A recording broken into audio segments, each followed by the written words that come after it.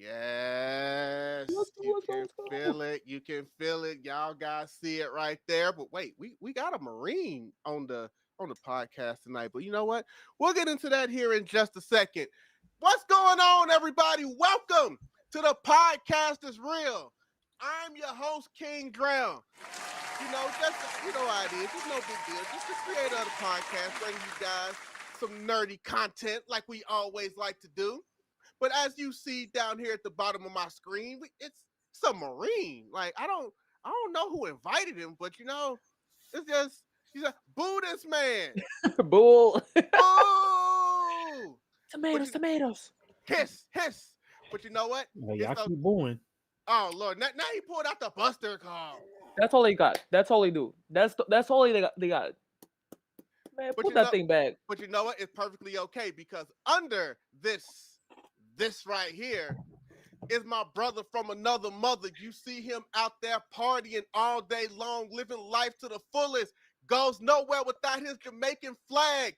The King of New York, Jasirii!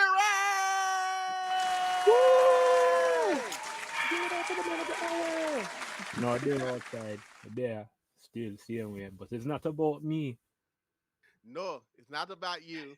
It's not about me either. Because we got a special guest, guys. A first timer here on the podcast is real. Might be new to some of y'all, but definitely not new to us. Because this woman destroys it out here with these cosplays.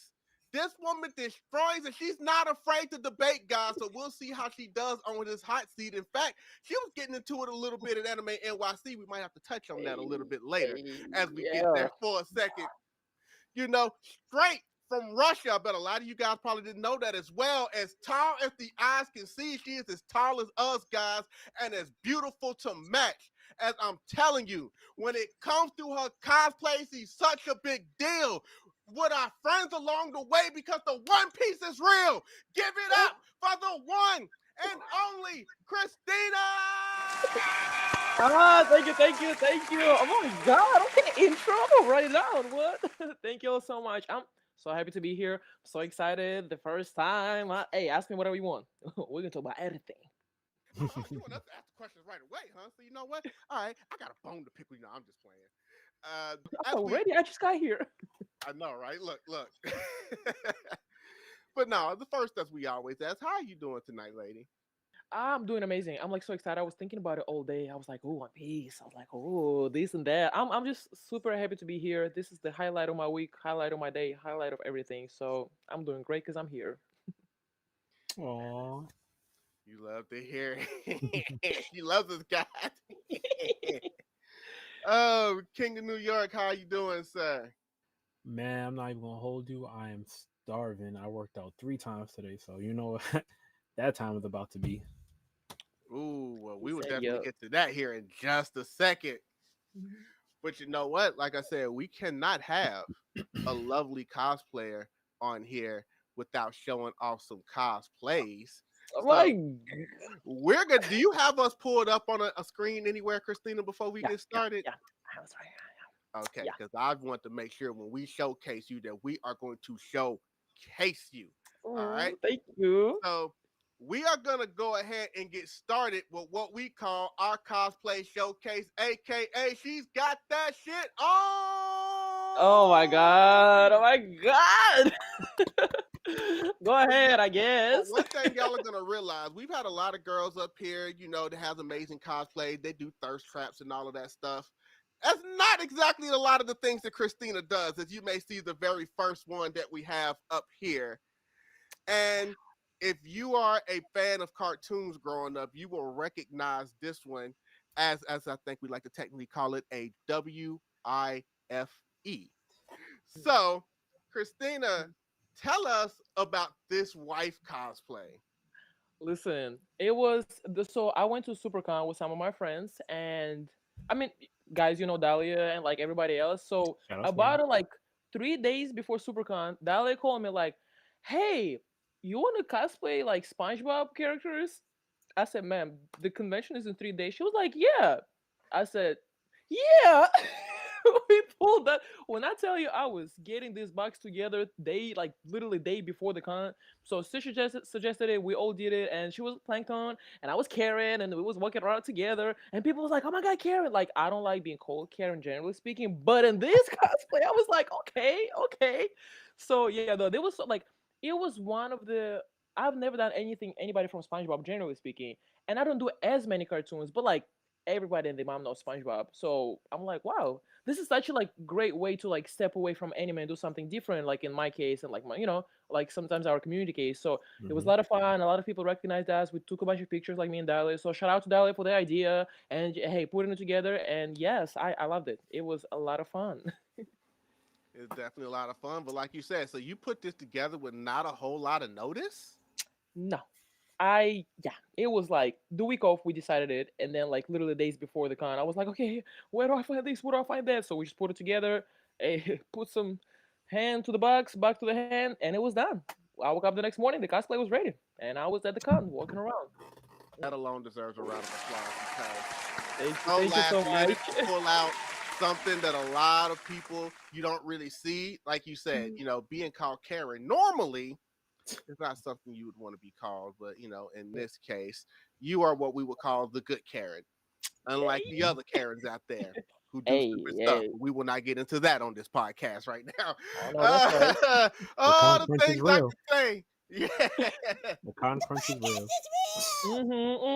The con crunch is real, just like the One Piece and just like the podcast. Thank you. But I will say that, but strangely enough, when I was going through the list, and I was like, I always try to find some of my 4 favorite cosplays that someone does, or at least my 4 favorite cosplays that are YouTube appropriate, because we've had some women on here.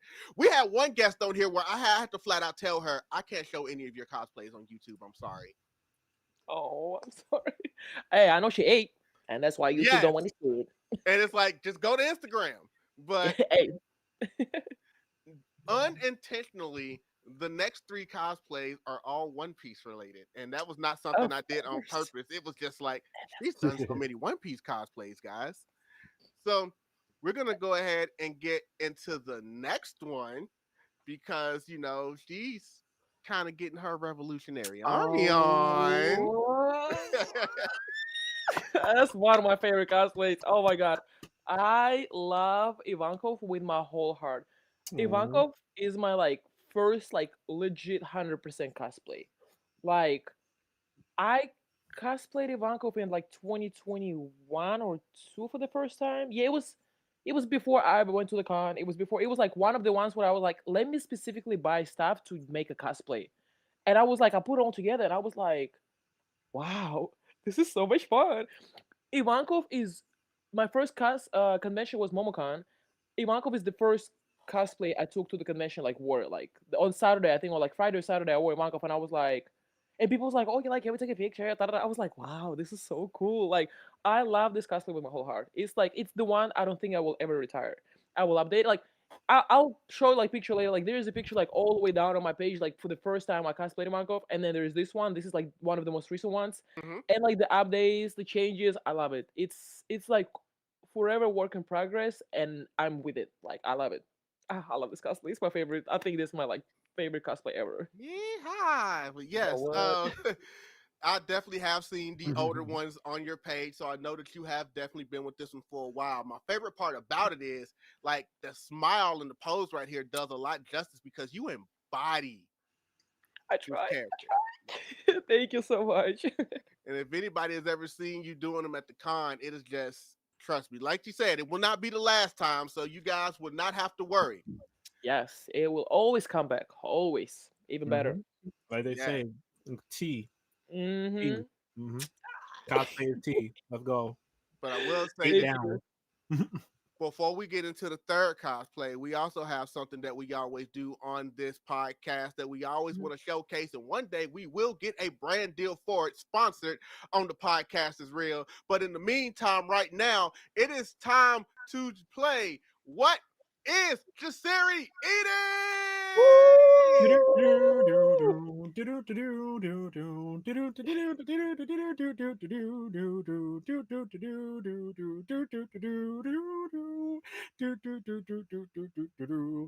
hello, people. Listen, today is a brand new day. I'm not gonna front. My belly was on E, just like a gas tank and somebody running off for $2. So anyway, like the press running up, I was running up that plate. I'm not gonna lie to you. I've already eaten 1.5 burgers, so we only have half left. But we're gonna show the good side, right? It's straight lean beef. Good for the body because we're trying to get in ball hooping shape, just like Kristina down there. And what we're doing is we did have something healthy, and on the side, we do have this fresh take on soda. And is a very new thing. Yeah, probiotics is very healthy, very much, very good, very energetic. Like Tony Chopper healing people. And that's all we got. But we have it on avocado bread. I forgot to mention that earlier. Very healthy, very demure. I like the Marines. Anyway, like we were saying, this is today on What Jasirii is Eating.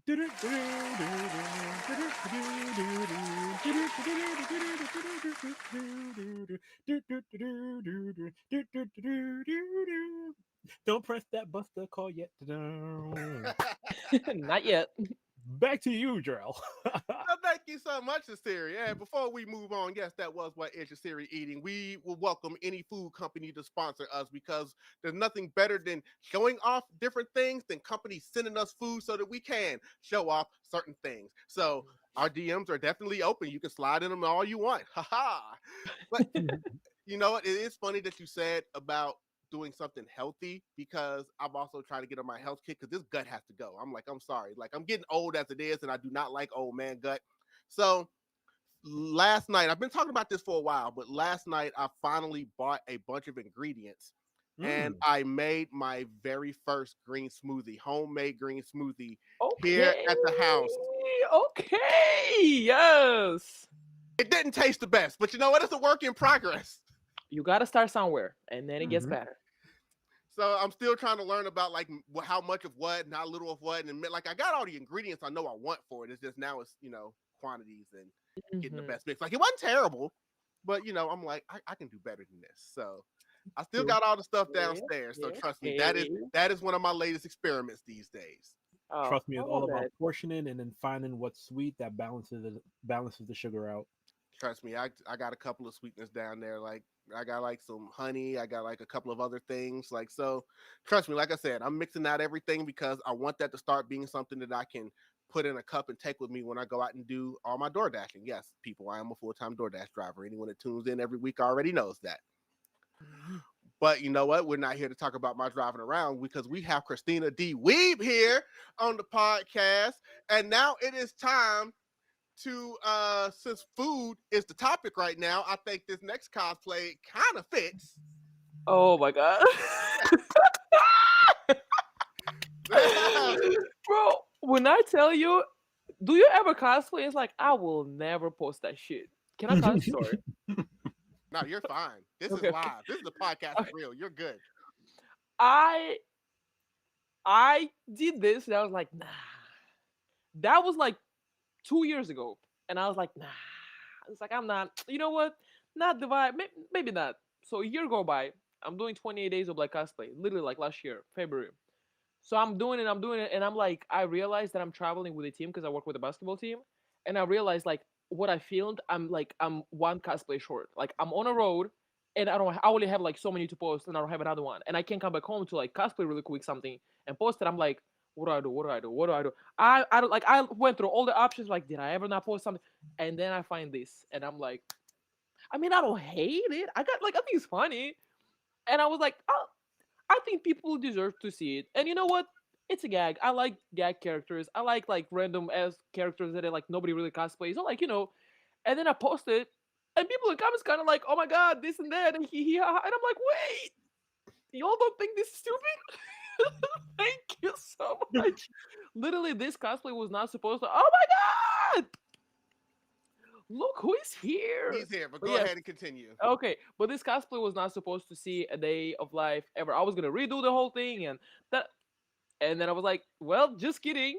So yes, this is very, yeah. I can't even. I don't know what to tell you. Like, yeah, it was not supposed to be posted, and then it did. Well, it is posted. It's there for Yeah. the world to see. Now it's there for the Yep. podcast to see. And as far as I'm concerned, it looks great. So Thank you. I appreciate it. Thank you so much. I love Zeph. Like Definitely his fire. character is such a great character. Oh my god. okay, real So quick, I have to slide in. Somebody's echoing. Does somebody have the volume up on their TV? Kristina? like Not me. No. okay, because I turned off my mic off. Is it better now?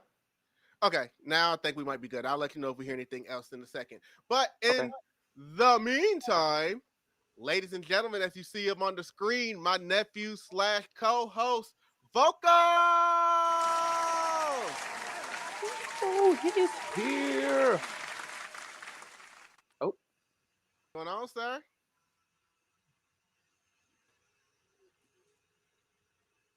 He's looking around. Yeah. Uh-oh. Here, y'all. What's going on?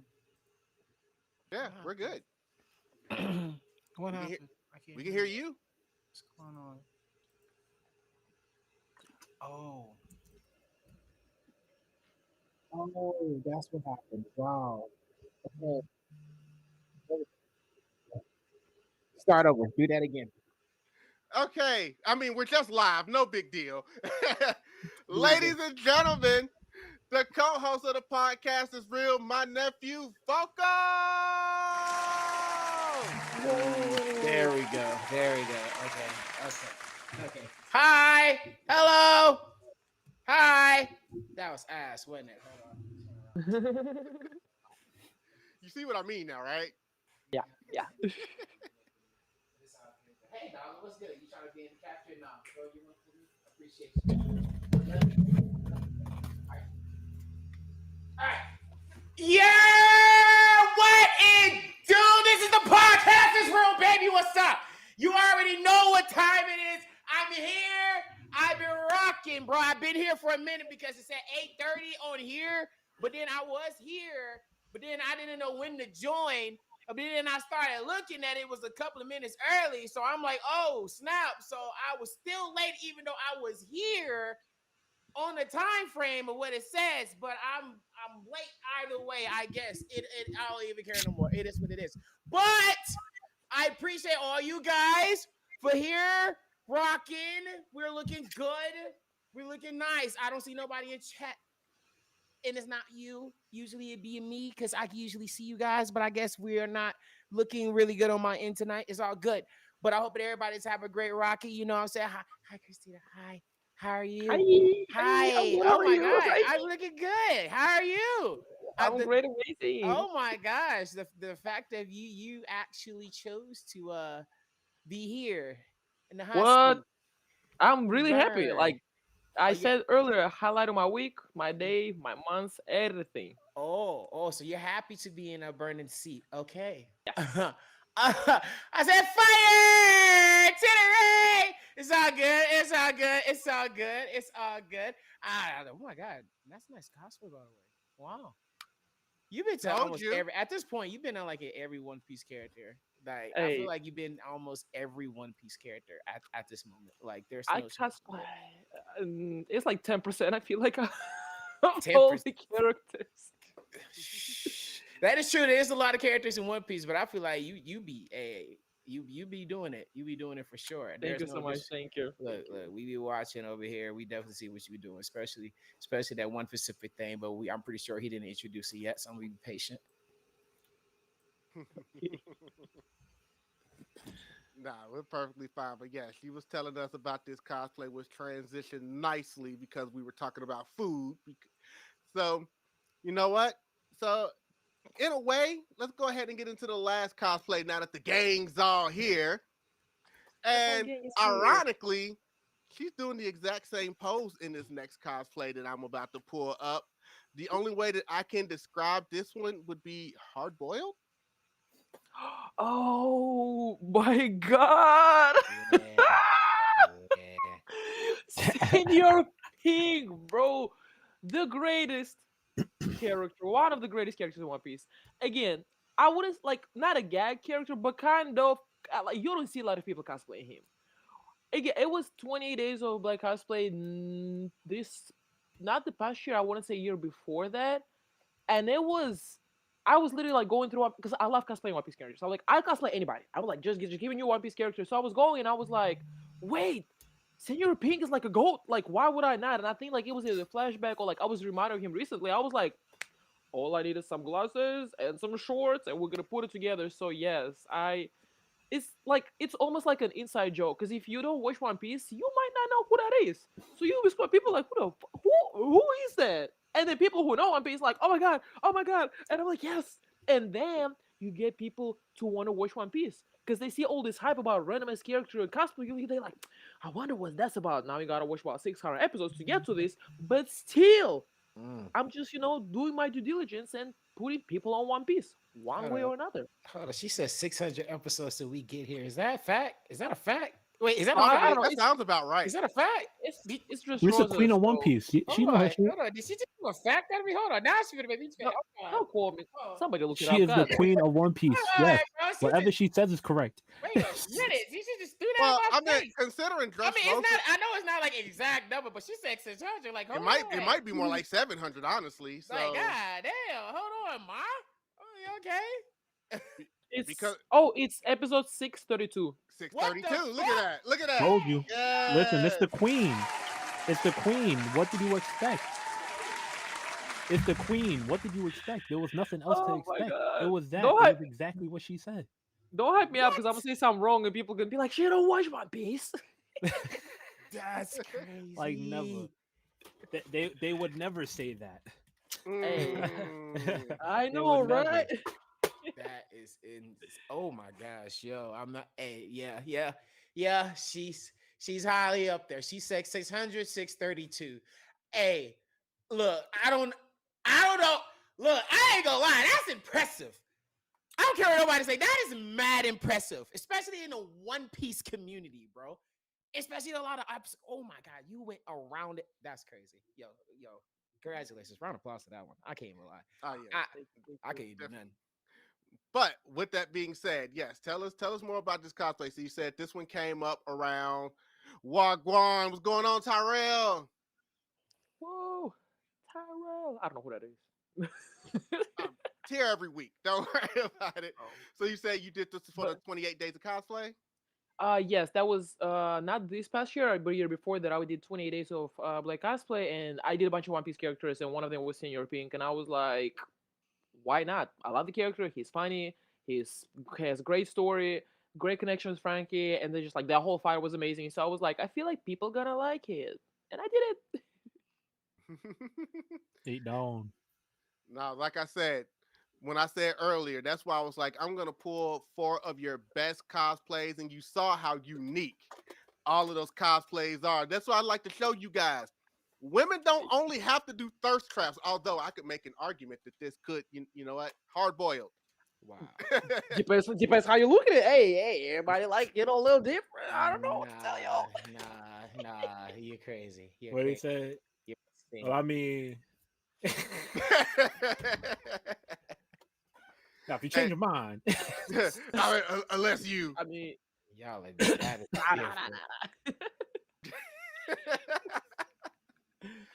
oh man, but another thing that we do have, technically there's a 5th cosplay, but it's really just part of the logo that we've used. So Kristina, this is time to get to the self-glazing part of the podcast because there may be people out there who don't exactly know who you are. So this is the time that we give you the floor to let everybody know who Kristina D Weeb is. So Kristina, the floor is yours. Thank you. Well, first thing, I am the biggest One Piece fan. Watch One Piece, read One Piece. It's amazing, great, amazing. Give it a chance. But my name is Kristina. I cosplay, obviously. I'll go to the conventions. I make content, and I also make friends. And I preach the story of One Piece. And that's all you need to know about me. I like a lot of other things, but like it's not important. Like we talk about One Piece because it's real. What else you'll need to know? I love the fact that she says she preaches One Piece like she's just going door to door like I Jehovah's I Witnesses. I I I made a video about that. Funny enough, like a couple of them actually. One like me and Jasirii was in New York and like we made something similar, definitely. But it's like I don't push it on people in the sense of like watch it right now, watch it right now. But I'm like, hey, what about? But have you tried? Well, do you like this? Well, did you try that? Like more people like One Piece than they know. They like just that's why I'm like, give it a chance. Maybe 1 2 episodes. See how you feel. Oh my god, look at this character. He's so cool. Oh my god, you want to cry? One Piece. You want to laugh? One Piece. You want to think about life? One Piece. So yes, I have that utmost appreciation for Oda and everybody who works in creation and everybody who makes One Piece happen. And I'm like, I'm just so like I'm literally biased towards like that whole show, anime, everything. I love it. I know it has flaws and issues, but generally speaking, it's one of the best things pieces of media created in the past, I don't know how many 20 plus years. Because who does it the way One Piece does? We have a live action successful live action, might ask. We have anime, we have manga, we have merch, we have collabs with professional leagues and teams. We have theme parks. We have merch in the biggest source. We have collabs with Gucci and other fashion brands. What don't we have? We have a video game. We have a card game. Like, Ain't gonna lie, what else? ain't gonna lie, the video game is a hell of a stretch for One Piece. I ain't gonna hold you. I ain't gonna that one. And you know what? I don't even like it, but we have it, and that's all I got to say. It's really good. You know what my favorite part about all of this is? Oh, Jasiri's about to go get his stuff. As we Here we see go. his One Piece banner in the background. Yeah, for anybody that's just now joining us, he actually started this podcast wearing a Marine outfit, and now he has on a straw hat. So make that make sense. But Because I absolutely. Oh, that's loud.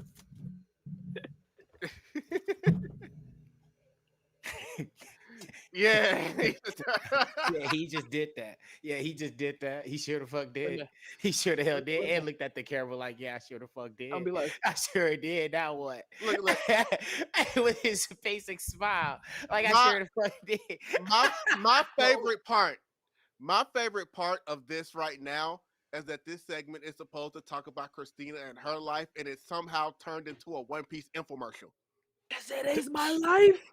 What are you talking about? There's no life without One Piece.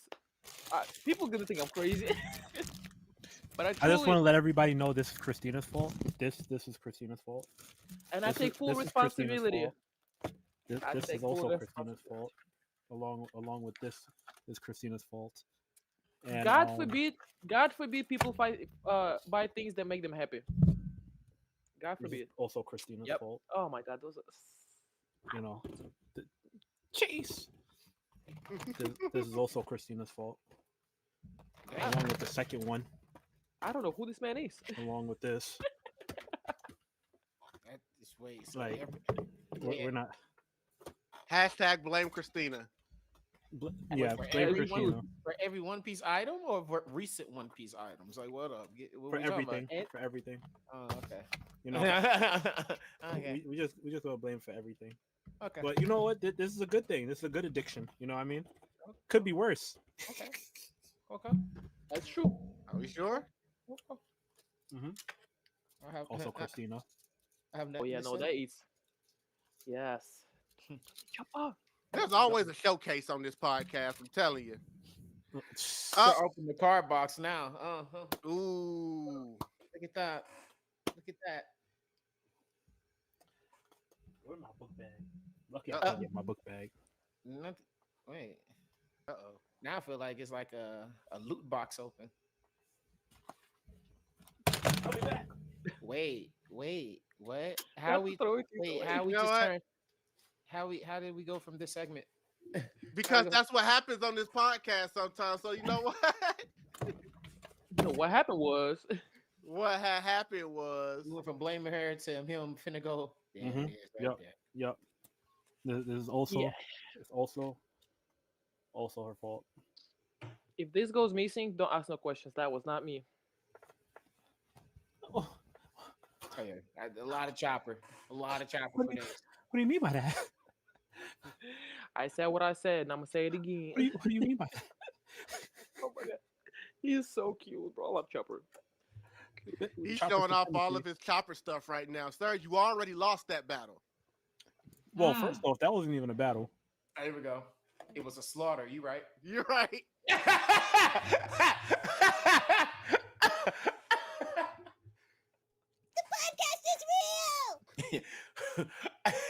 Oh yeah, he didn't like that one. It's okay. When you get your One Piece merch up one day you'll get it. One day. I ain't able to show mine off. I'm good. Nah, you're good. Like I said, all I got is my chopper plushie back there.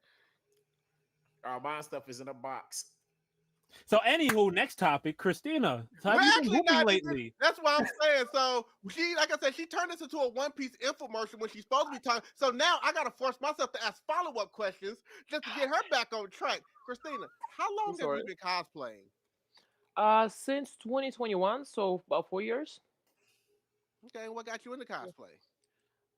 So obviously I was on anime TikTok like that 2020. The reason I started One Piece because I got on TikTok when the pandemic happened, and I was scrolling, and I think like I've seen like a Naruto joke, and I was like, oh my god, this is funny. Like I got it, this is funny. So I followed, and then I kept seeing like some anime jokes, and I'm like, okay, I think I watched Hunter x Hunter, I watched My Hero, and then people kept talking about One Piece, 1,000 episodes, nobody. Da, da, da. I'm like, this is a challenge. This is a challenge. So I was like, let me jump into One Piece. I'm talking about One Piece again. I'm so sorry. I promise it's gonna get to why I cosplay. I promise. So I started watching One Piece, started following more people, starting seeing more people, found like so many friends, so many mutuals. Obviously, that's how most of us met. And then I started seeing cosplays, and I was like, oh my god, this is so cool. So I did little, inspired slash closet cosplays for like skits and stuff. And then I was like, well, let me put a little bit more effort into it. So I I did like Itachi, I did Brook, and it was very like closet-ish cosplays. And I was like, wow. I did what's his name? Shanks. That was also like one of the first cosplays. I was like, this is a lot of fun. And then I was like, Ivankov. And I was like, because I wanted to do something completely different, like different hair, different everything, different like makeup or whatever, the outfit. So I found everything I needed, like every piece, one piece, and I put it together. And I was like, wait, this is kind of cool. And like the people, I feel like it's the equal amounts of me having a lot of fun with it and like being able to express myself, and like the feedback that I get from people and kind of like the comments, the likes. I do like that because like, the attention, generally speaking, and it's not like they're like negative or like just but it's like more like, oh my god, this is so cool. Oh my god, like how did you do this? And I'm like, why? Like I get to meet more people, I get to talk to more people. So since I have done that, I was like, I'm gonna continue doing that.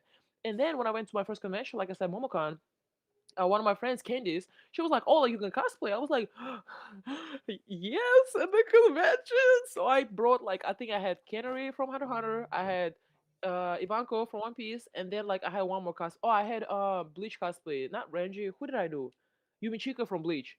So it was like literally three different cosplays, three different animes and everything. And every day, like I took pictures with so many people, and like it was like to be dressed as somebody else from the same show, like anime, is like very like amazing feeling. Like I don't know how to explain it. And I was like, this is so cool. Like we went to like a Bleach meetup, and I was like, wow. We went to One Piece meetup, and I was like, wow.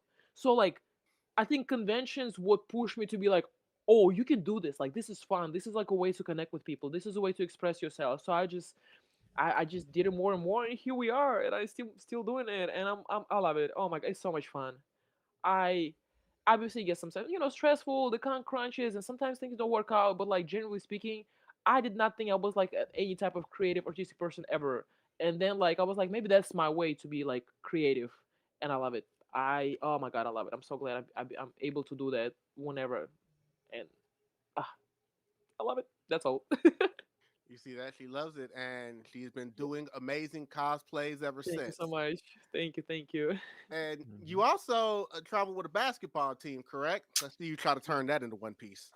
Yes. Hey, we'll see. But yes, I work with women's basketball team. So I live in Miami. I work with at the university, FIU, Florida International University, and I work with the basketball team. So that's why like I travel a lot. I like we obviously go like play games and stuff. I like play with the girls like when they need me to and stuff. So I'm director of operations, meaning like I do our logistics, like our travel, our budget stuff, like all the good stuff.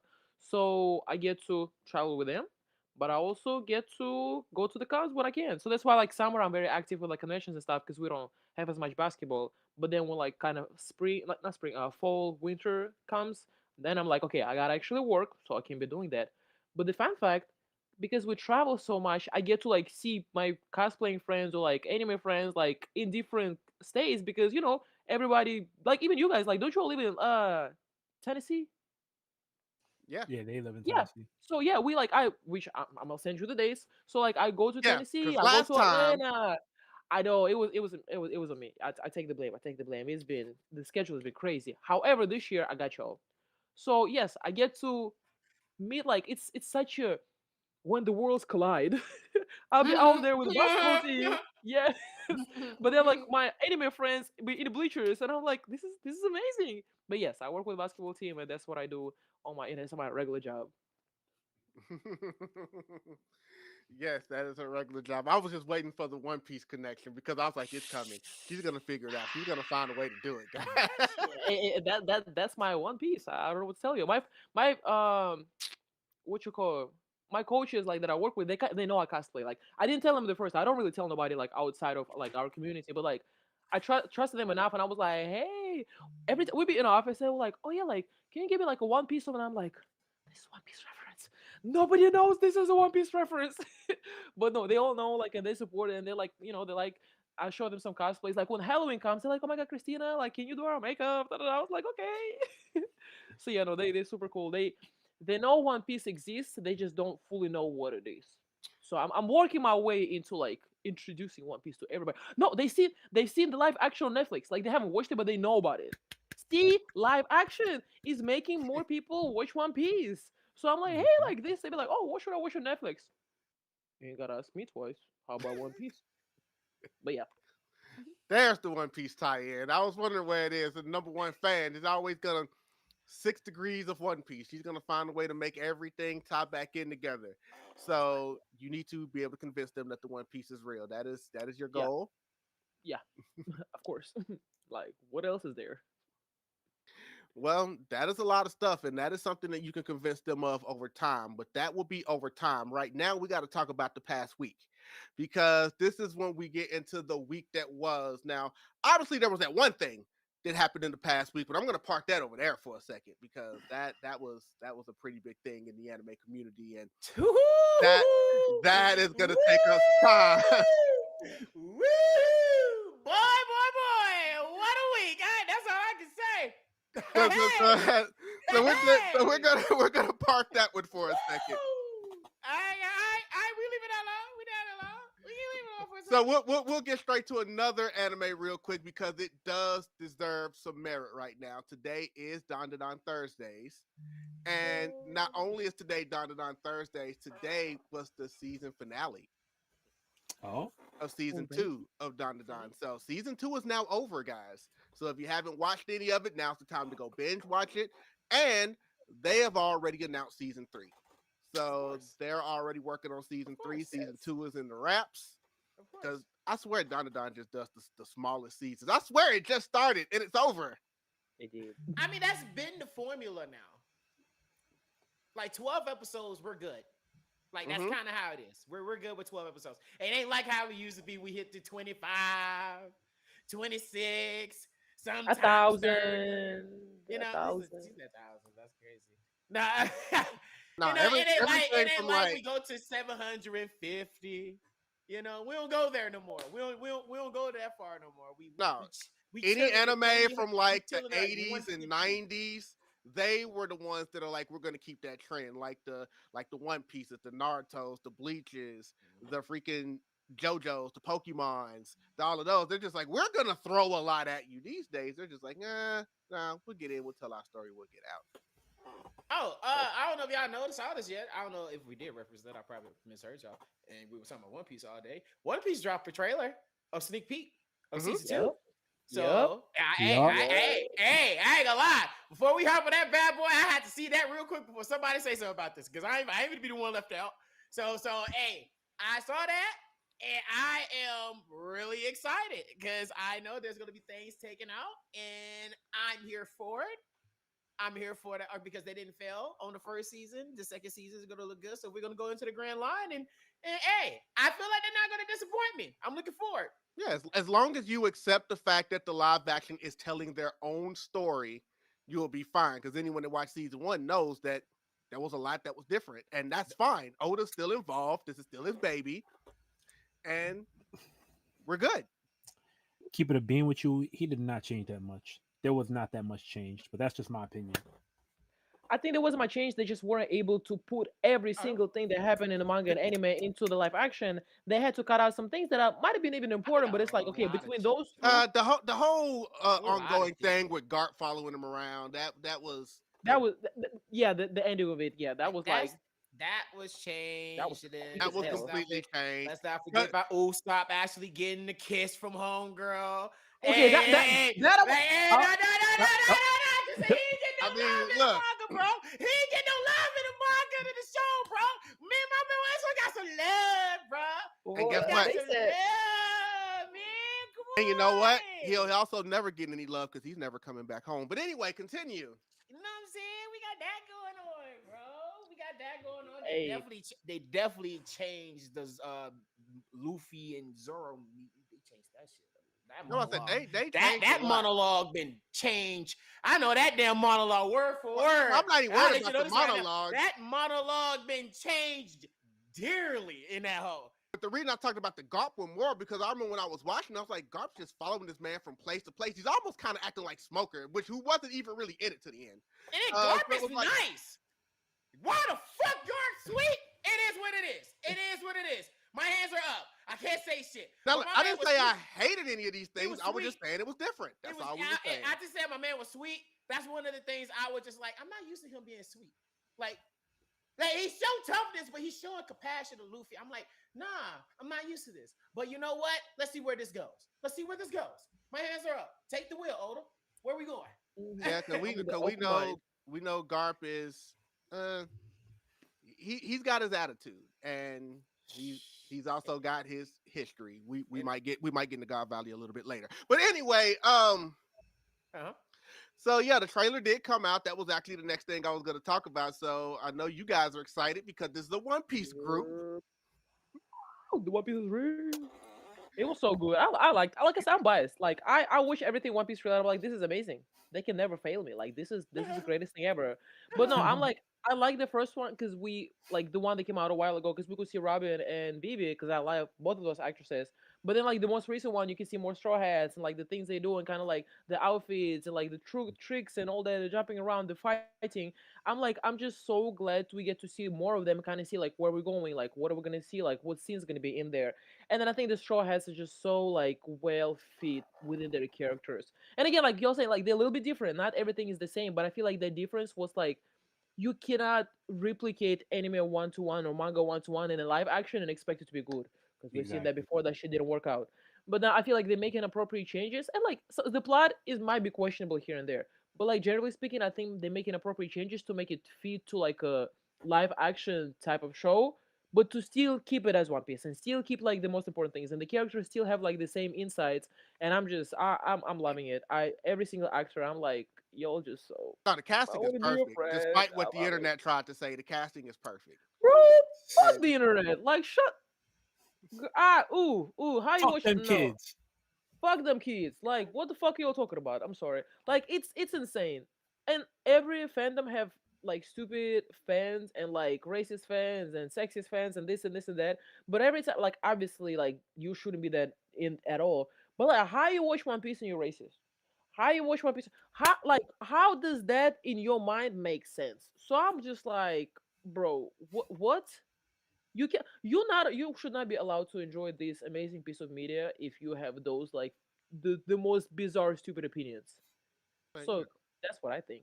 They probably root for the Celestial Dragon. So what? I don't know. No, for real. Because that last chapter, I was almost crying. I was like, oh my god. But yes, they are the Celestial Dragons. Like that's who you all represent. That's your friend. That's who you all want to be. Go ahead.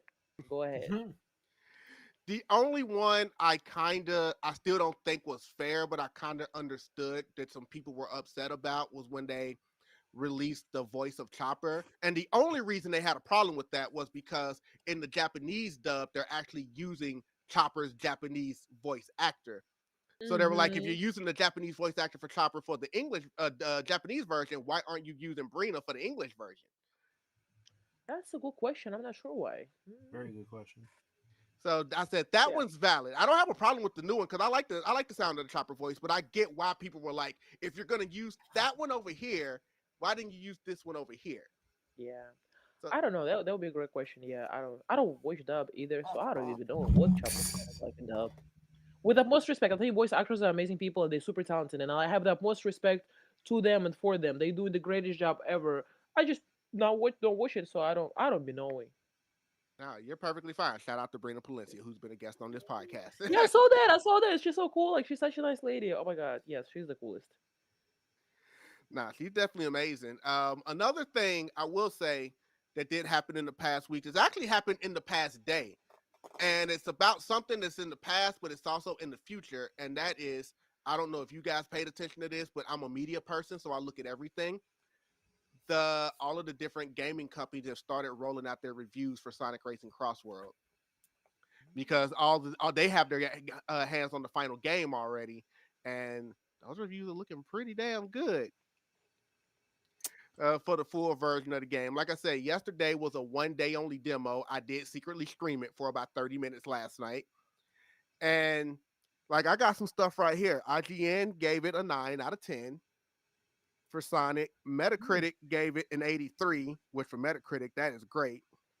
Most of what I saw were like an average of like 8s out of 10 for like most of all the other people. Six Axis gave it like a 6, so I don't know. They probably Mario fans. But everybody else gave it a damn good review. So I am looking forward to that because that is T- next week. Whoa. Next week. No.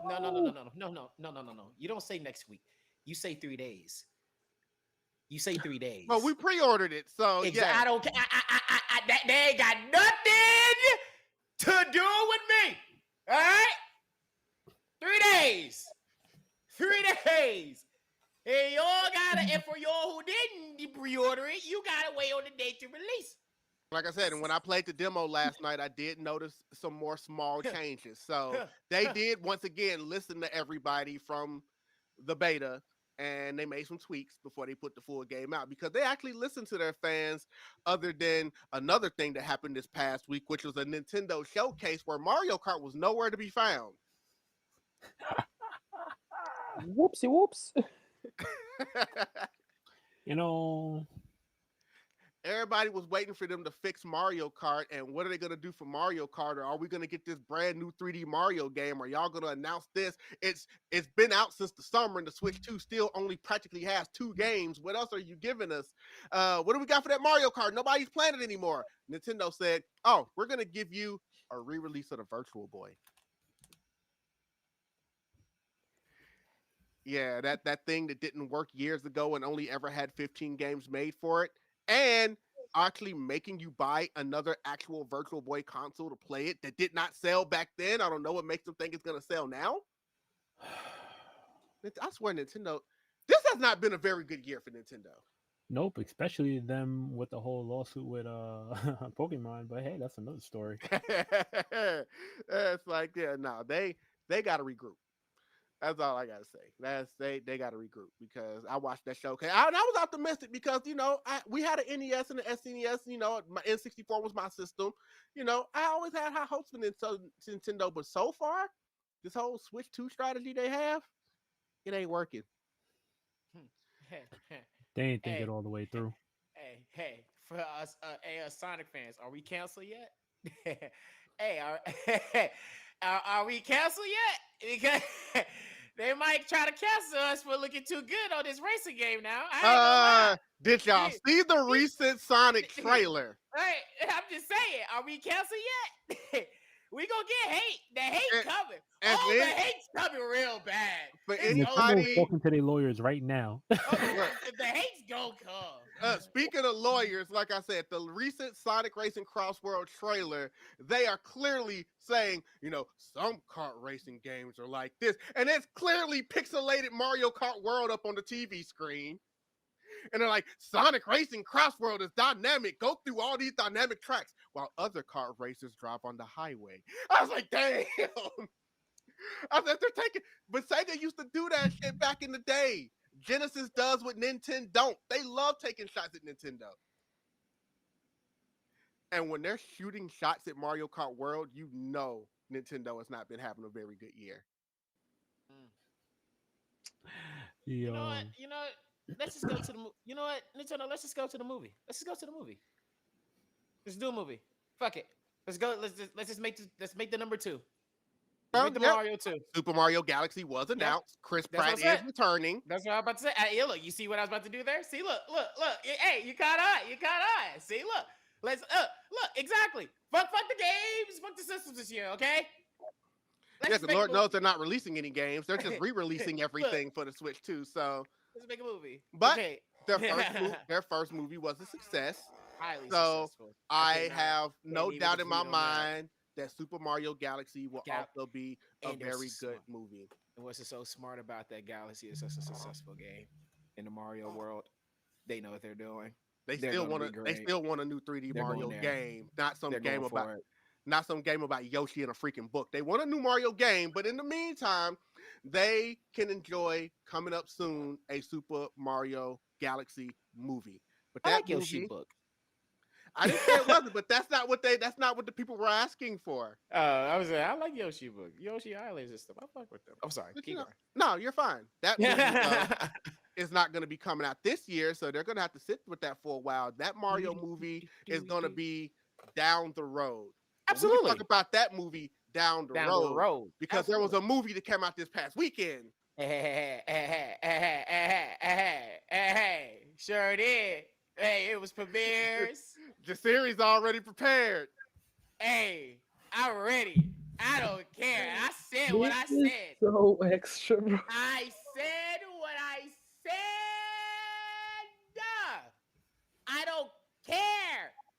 I don't care. I said what I said at the theater, and I'm strong about it.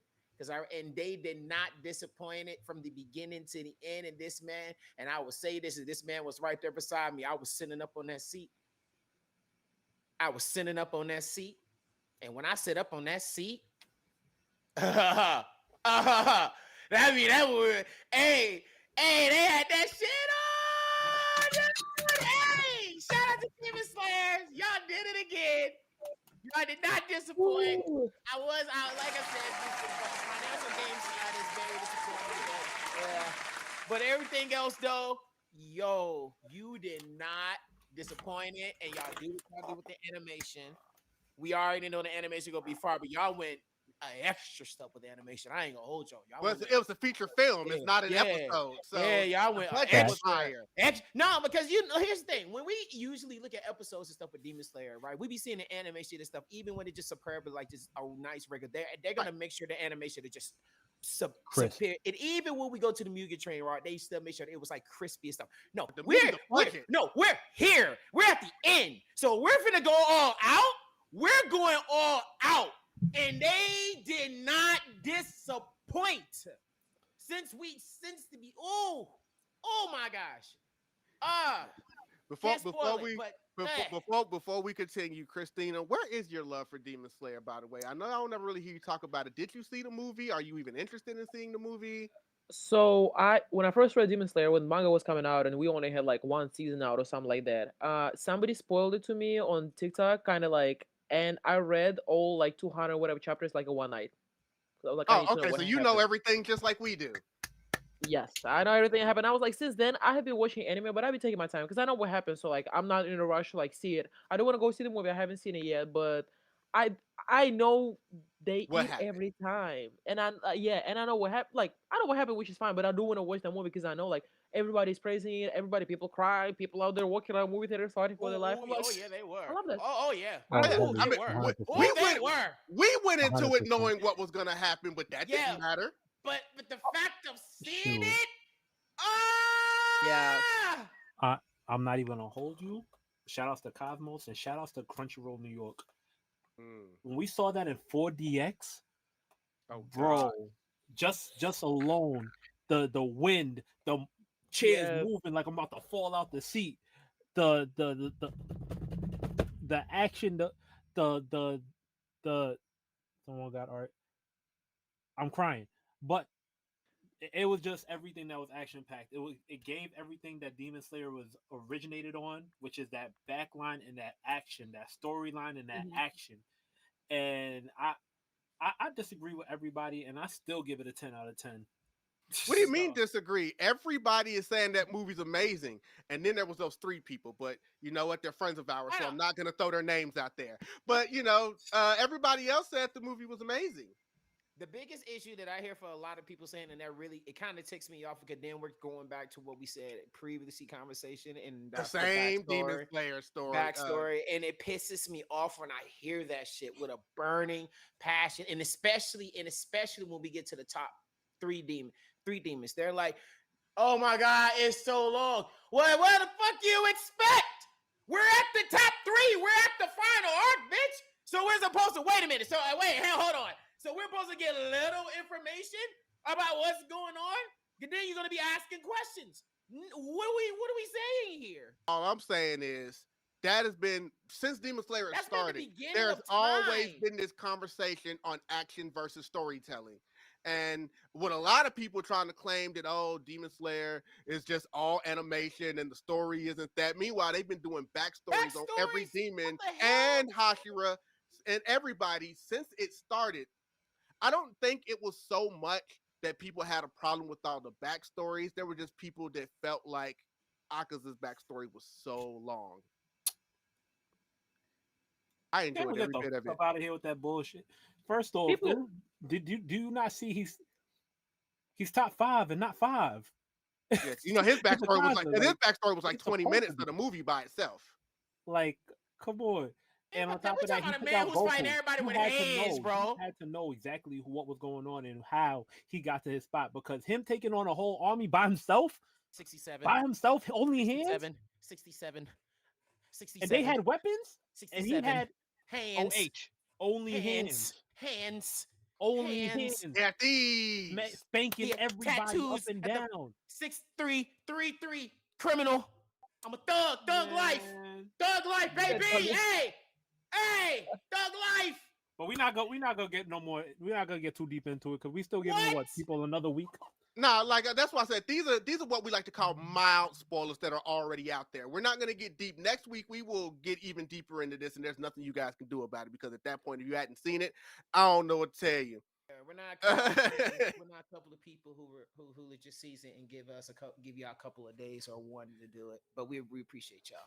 But like I said, because the videos have already been out, like I said, when literally Tracy was like, "I'm dropping something the day it drops. I don't care what anybody says. Like it's gonna be a spoiler video." Like some people would flat out tell you, "I'm dropping spoiler videos," and spoiler videos are everywhere. I say, look, just put a spoiler warning in there, like I did when I technically re-released my video. Yeah, I was about to say, I saw that before. Yeah. And everybody looked at me and was like, "That's too soon, man. That's too soon." I said, "Guys, but y'all too soon? Y'all don't realize this. It ain't too soon. No. What y'all like? Y'all was talking about it before when the motherfucking chapter came out with your dumbasses. Well, we was there. We was all there. You was there, Uncle. You was there when it released. And then when that bitch released, everybody started talking about it all in a small con area. The point I'm making is like, don't try to say y'all are sad and too soon about this particular thing, but meanwhile y'all want to make donut jokes about another person. So it's like, so y'all. They got her bad. They got her bad after this now. And, like, I said this before. We had this conversation a long time ago. We had this conversation how I said about her. I said this, and now it's officially out. So we can revisit this conversation very soon. But yes, continue. No, I was just saying this because technically, people talking about it's too soon. I shouldn't be doing that because they're still mourning what's happening. I was like, what they don't realize is that was technically a video re-release. I released that video originally like 3 years ago before it was ever animated. I released that video 3 years ago originally. Back when I kind of felt bad about releasing something that had a spoiler in it because at the time I didn't put a spoiler warning. And I'm like, man, this ain't even been animated. You, But at that point, everybody was always in knew! everybody's comments giving Everybody knew! It was a worst kept secret. It was like JJK at that particular Oh time. God, Literally. yeah. Don't even like start. JJK. Literally, that's how I felt. But the only difference is JJK was worse because they managed to score. But in this Yes. moment, and Demons, in that moment, everybody was like, oh God, no. And I'm like, yes, bitch, yes. That's gonna happen. Yes. But when I was in the theater and I actually saw that emotion, I ain't gonna lie. I said this. He saw my reaction. I said, it's different when you see it. It's just different when you see it. It is absolutely different. It's different when you see it. Because, like I said, for anybody that hasn't seen it, I know people keep talking about, oh, don't tell people what they can look forward to. Look, you might not know what happened, but what to look forward to, the secret's out. You all already know that Akasa's got a big backstory for y'all to pay attention to that has made a lot of people start taking out for him. So that's not really a spoiler. And everybody knows that it's up for Zenitsu. So go see those things. They did my boy dirty. And then when y'all get to, and then like I said, I did said this. I made a big case about this. I do, and I still stand 10 toes down about this. I do believe the fighting scene in this movie is top. It could be a great debatable top one in this when we get down this road. But I would defend this fight versus the Entertainment District art in those in the number one spot of fighting, because this is just like I said, when you see a person throwing bows, which is everybody, and you see Hashira's just jumping and he's just like, it don't even matter. Like, it ain't even the same. It's unfair. Like, literally, I say this every single time when they fought him. I say, that's unfair. Like, this is bullshit. Like, but look, when you get to the time, and when we get to the next week, when we fully get to the description of this, y'all really get why I say it. It's unfair. We would definitely get into it. It is what then it is right at the time. Now the only thing people are mad about is that they got to wait 2 years for the next one, and then 2 years after that for the last one. I ain't mad. No, I'm not mad because first I'm of not all, mad at all because we're not Attack on Titan. One, bam, just wait on it. Boom, I sure did. Just wait on it. I sure did. No, because here's why. People need to realize when it comes to animation, it's different with like live action. So when it comes to animation, especially top tier animation, that takes time. I know, especially for Demon Slayer in particular, that is known for doing what they always do: go to movie theater since Mugen Train. Like they could cut these out every year, but the quality wouldn't look like it looks. So yes, for most high quality, that's why even other animated studios, their stuff comes out usually every other year. They don't come out every year. That has always been a thing, but because they're because they know it's almost over. Now people are really like, you mean to tell me I gotta wait till 2027 for the next? Because now people know anime onlys, by the way, because obviously manga is different. Anime onlys are now having to try to accept the fact that this story is not going to be finished till 2029. Here's another thing about this too, in the fact of Demon Slayer is constantly breaking records as we speak. So you got to keep this notice. If Demon Slayer is constantly breaking records and being known for doing what they're doing, they're going to continue doing the same bit. So it's not a shocker that you see every other anime is legit trying to follow the same training wheel of they're doing, because they've been mass successful of doing movies and constantly having this animation to stay up superb. So like you said, I am not going to be mad for them to legit take their time when it comes to this animation, because I know the next movie that they're going to release is going to be two times better. And it's definitely going to be super mad attention, and everybody's going to be glued to the seat. Because, like I said, it's your boy's turn. Look, because a lot of people were complaining. People didn't know. They was like, "Oh, my boy didn't get any shine." Just wait. No. Oh, there's a reason. His is long for a reason. Oh, y'all gonna love it. Y'all gonna love it too. No, look, you gonna love it. And like I said, look, they're just gonna have to wait. It's fine, because in 2 years. It's going to be great in 2029. What's good, Lazy? What's good, Uchiha? Yo. You damn Uchiger. Like, imagine like imagine if like when One Piece is all said and done, they do their final battle on the big screen. Mm-hmm. It would be like the equivalent of like we'll end that story, the final battle in theaters, and then let's talk about breaking records. Yes, even I can bring things back around to One Piece, Kristina. Hey, I was waiting. I was waiting.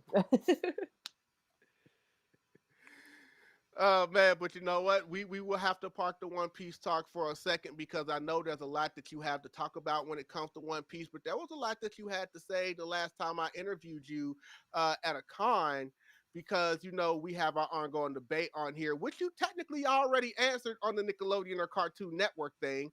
For people who did not see it, her answer was Nickelodeon. Yeah. And her big reason, and I give her a chance to elaborate more, is because she said she's from Russia and they did not have really Cartoon Network there where she grew up. And like it will be something different. Like obviously I know some of the cartoons like from Cartoon Network, but like Nickelodeon is like what when I think about my childhood and me sitting in front of my TV and like watching stuff, I only remember that orange logo in the corner and just whatever was going on. And I'm like, I don't have beef with like other cartoons. I think like obviously there's so many so good ones, but like when I think of my childhood and when I think like nostalgia and like the first thing that comes to mind is Nickelodeon. Maybe cartoons, it'd be like little TV shows or whatever, like whatever they had, and I'm like, this is nice. Like if I had to pick one, I would pick that one. No, and that's fair because I said, look, that's Nickelodeon by default. So you know what? That's good enough. I mean, you're still on the small list, you know, but it's still there nonetheless. But with that being said, what are some of your favorite cartoons growing up?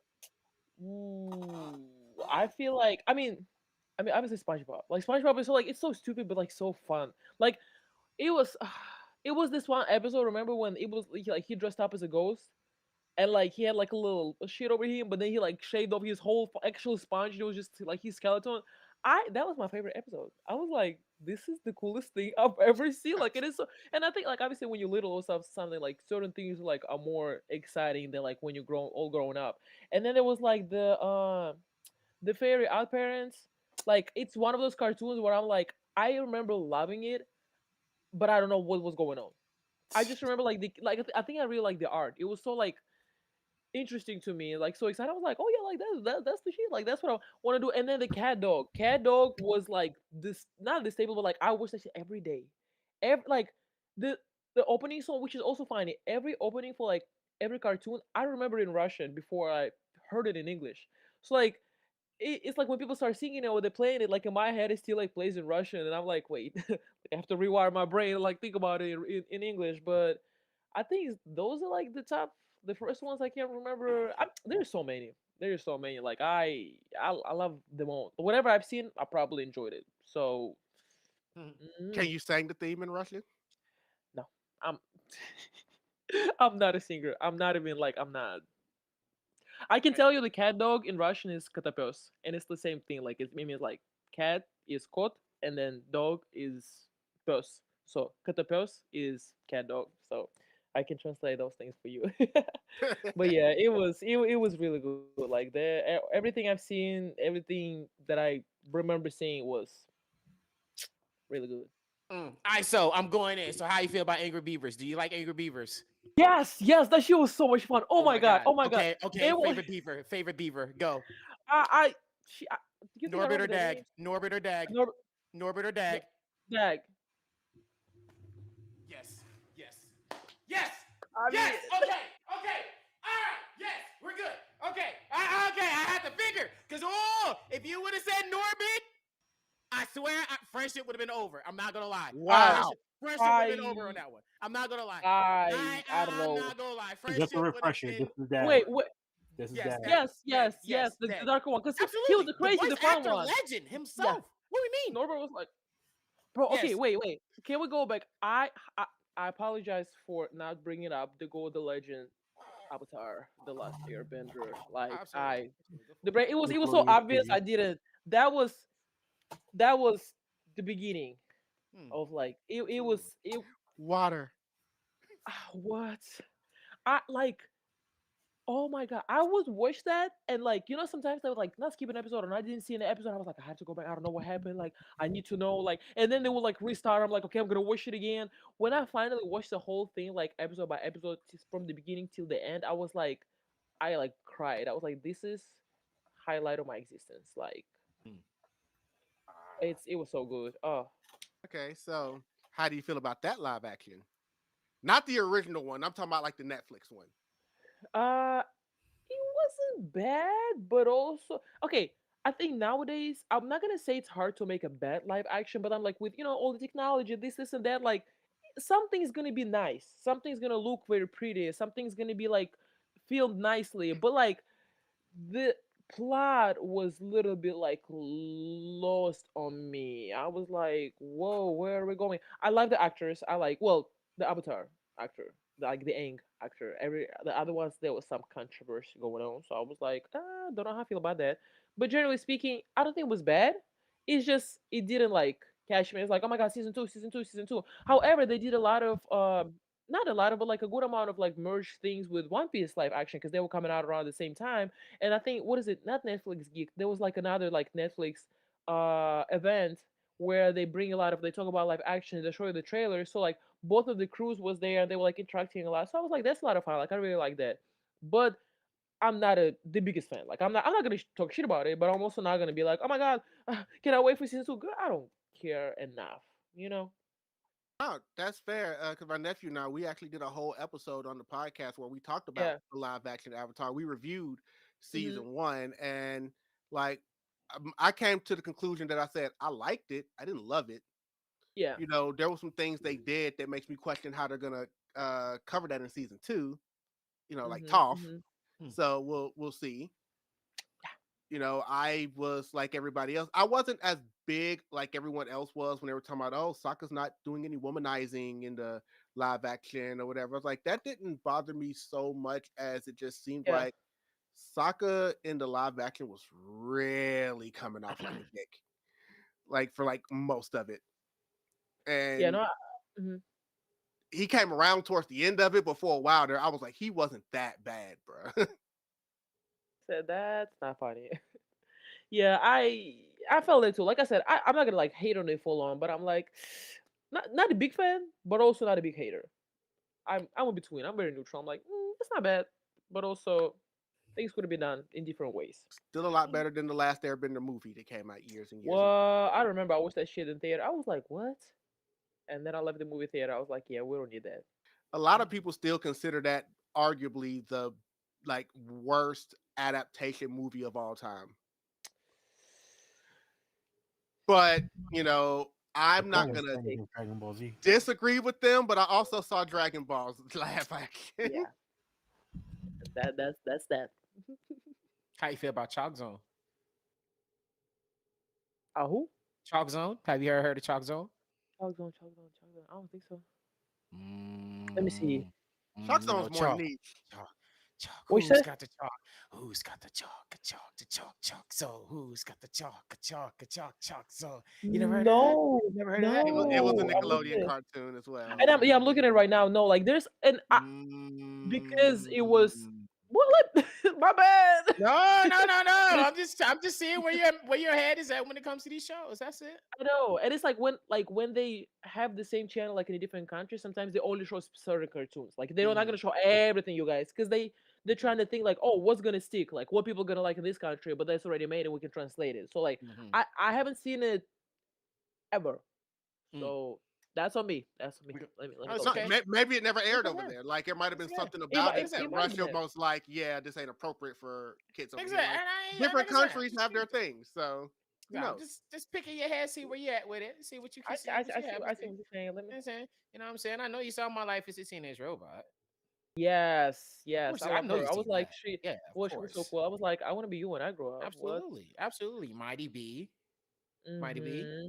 Have some Mighty B in Yes. your life. Okay. All right. What's the Hey Arnold? Hey Arnold, That of was course. yes. course. That I was obsessed with Helga. I was like, I understand. I'm like, That is I the I'm like, first. You love no, Helga?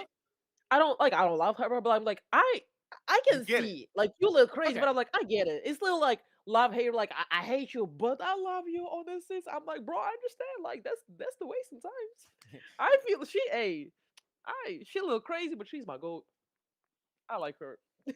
Like, I mean, she came from a broken home. Like you had to feel bad for her. Like well, she was fighting for her life the only way she could. She didn't know how to alcoholic, do it any different. alcoholic mother. Father that cared more about her sister. Like there was literally, and it was addiction because there was literally an episode where her mom was always a stay-at-home mom, and you could tell she was always on the smoothies. Mm-hmm. And then she decided that she was going to get back out there in the workforce, and she ended up working again. And for a little while there, she actually redeveloped the relationship with Helga. She was happy about her job. She was asking Helga to come in and hang out with her. But then, as time went on, she became addicted to her job and went right back to alienating and completely ignoring her kids again. And so she had to see, and that was like an actual, like, real life representation of what addiction does. It's like, you end up trading one addiction for another one. Like, Hey Arnold was deep. Like that show in general, like a lot of the topics that they covered. Yeah, I feel like a lot of cartoons, like, you don't get it when you're literally like, oh yeah, she's just doing whatever, and then you grow up and kind of watch it again, like, whoa, real life problems. Hey, then one way or another, you're gonna learn. Mm-hmm. One way or another. The Rocky Power was really good. I was like, they're the coolest kids ever. I remember Kayla Cosplay. What's the girlie with the purple hair? What's her name? You all know who I'm talking about? I know what you're talking about, but I don't Yeah. remember her name. It's been so long. Yeah, I don't remember none of their names, but no, it was like such a throwback. But I love that show. I was like, again, just cool kids, and I'm like, can I be your friend? Mm-hmm. There was the Wild Thornberries. Regina Rocket. Yes, her. Was As Told by Ginger on Nickelodeon? Yup. Yeah. As Told by Ginger, definitely. Yeah. That's show right there. It was cool.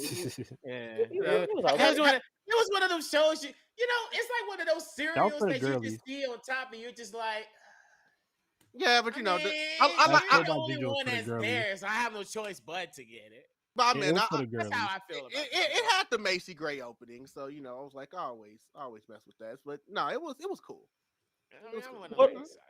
What about the one about the monsters, like the weird looking, the lady looked like a freaking Real monsters? Yes, that was so out of pocket. I said, "Who are?" The bro was walking with his eyes like this. Mm-hmm. Like, hello. And he put them in a cup of water every night, like contacts. Mm-hmm. That was hilarious. Through the roof. That was so good. Mm-hmm. Rocco's Modern Life. Ipkiss and Crumb and yeah. I know you got some Rocco Modern Life. Yes, I've seen that. I've seen a couple episodes. Definitely, yeah. How you feel about those? It was so long ago. I don't know the plot. I just remember.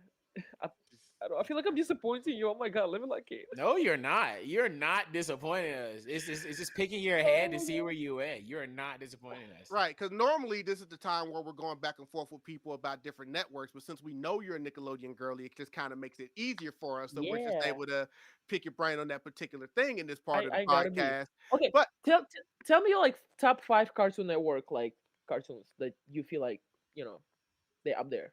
And cartoons like that we like in general? Well, Cartoon Network cartoons. Oh, okay. So we just go, okay. Well, I'm seeing Cartoon Network for life. That's a really good question. I'm gonna say that's a really good question. Okay. I would say, well, everybody knows about my gumball. So I love my Amazing World gumball. Mm-hmm. So I would have to put that at number 1. I love my gumball. 2, I'm going to say Steven Universe. The reason I ain't go too crazy with my OG stuff because I ain't seen my OGs in a while. So I'm obviously going to put my Tom and Jerry up there. I love my Tom and Jerry. I love my Tom and Jerry. I was watching Tom and Jerry last night.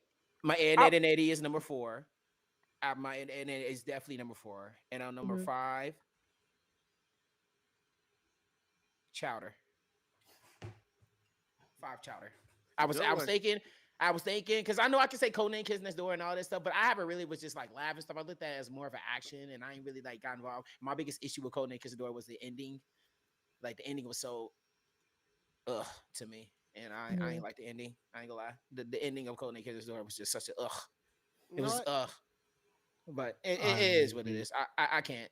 Since Kristina has decided to ask the guests, the host of this podcast, Yes, I want to know. she turned it around on us. So, all right, fine. We will take it and run with it. King of New York, what would you say your 5 are?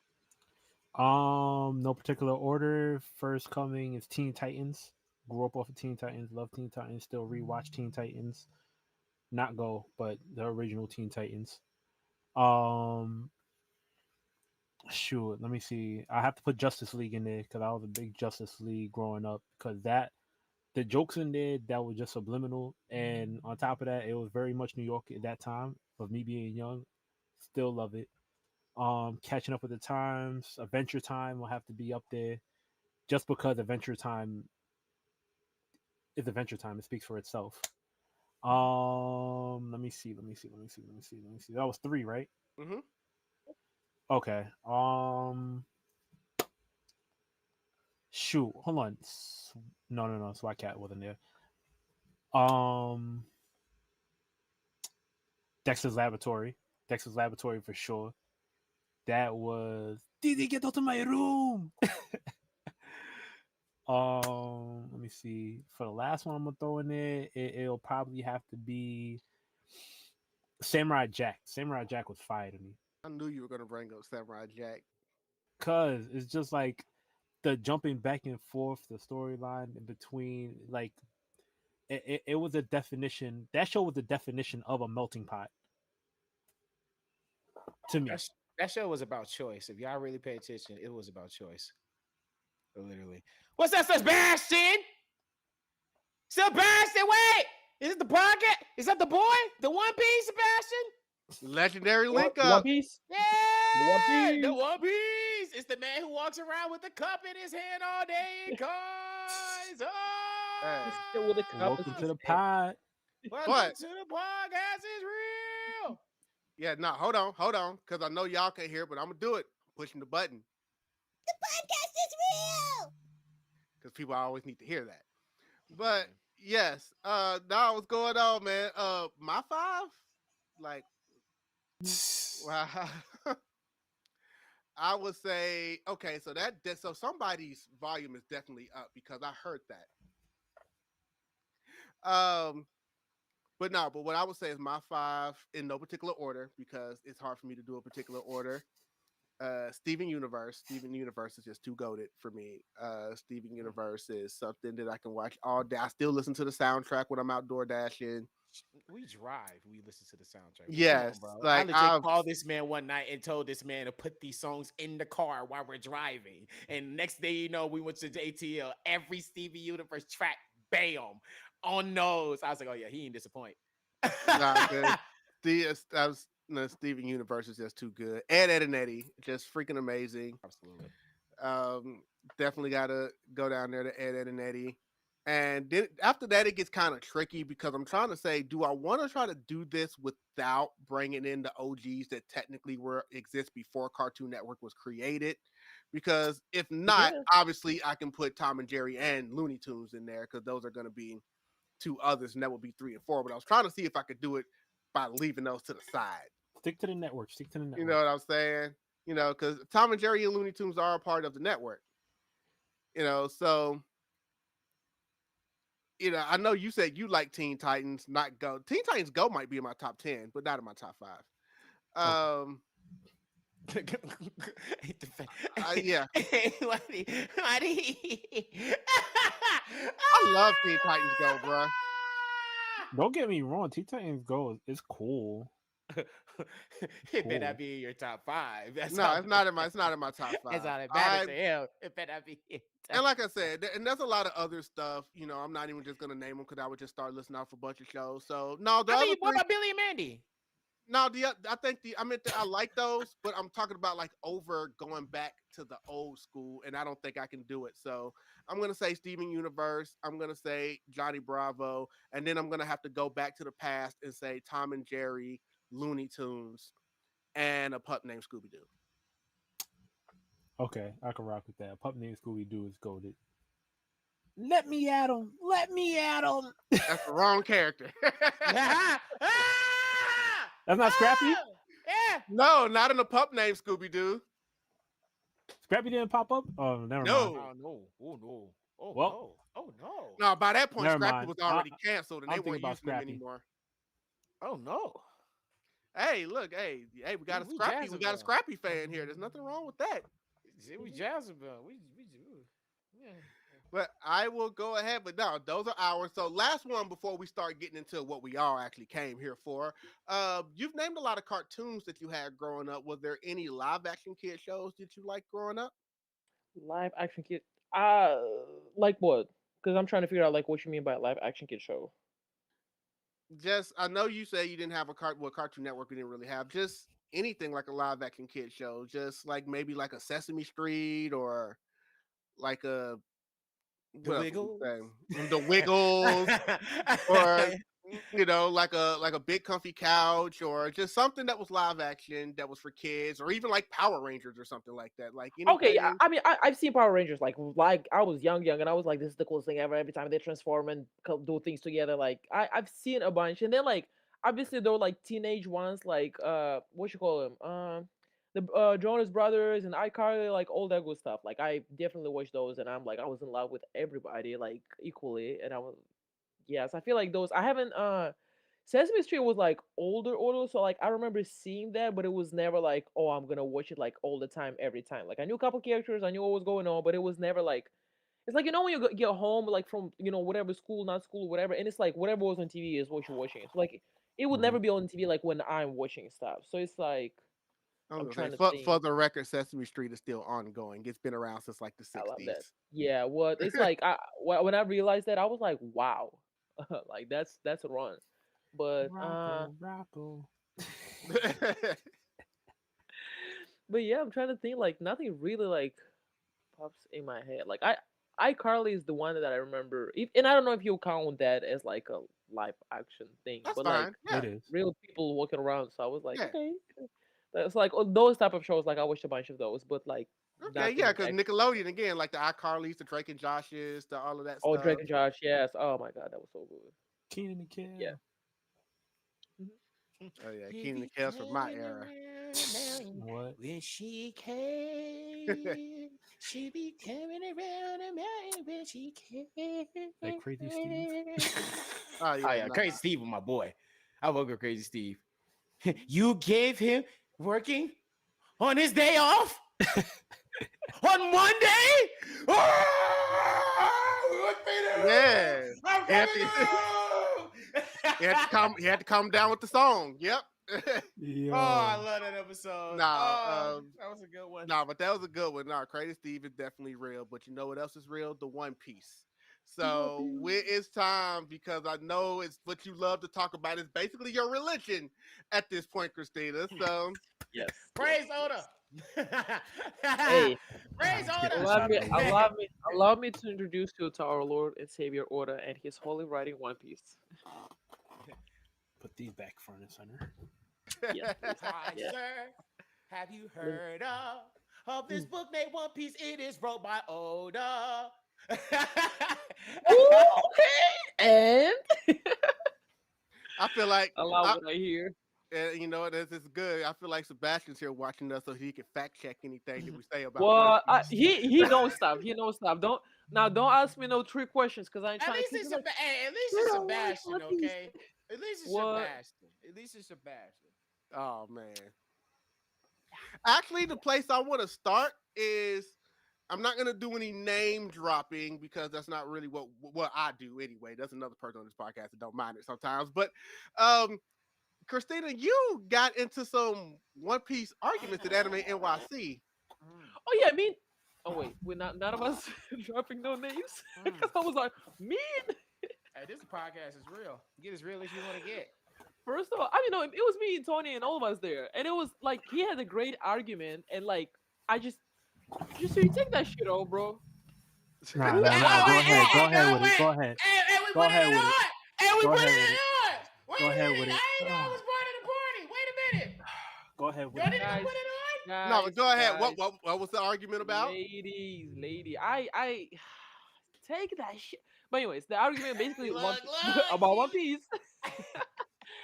it was. I feel like the main things were if Oda would have put out One Piece right now, chapter one, like it wouldn't be as popular and like it wouldn't like people wouldn't really like read it and he wouldn't go not nowhere with it, but like wouldn't go far.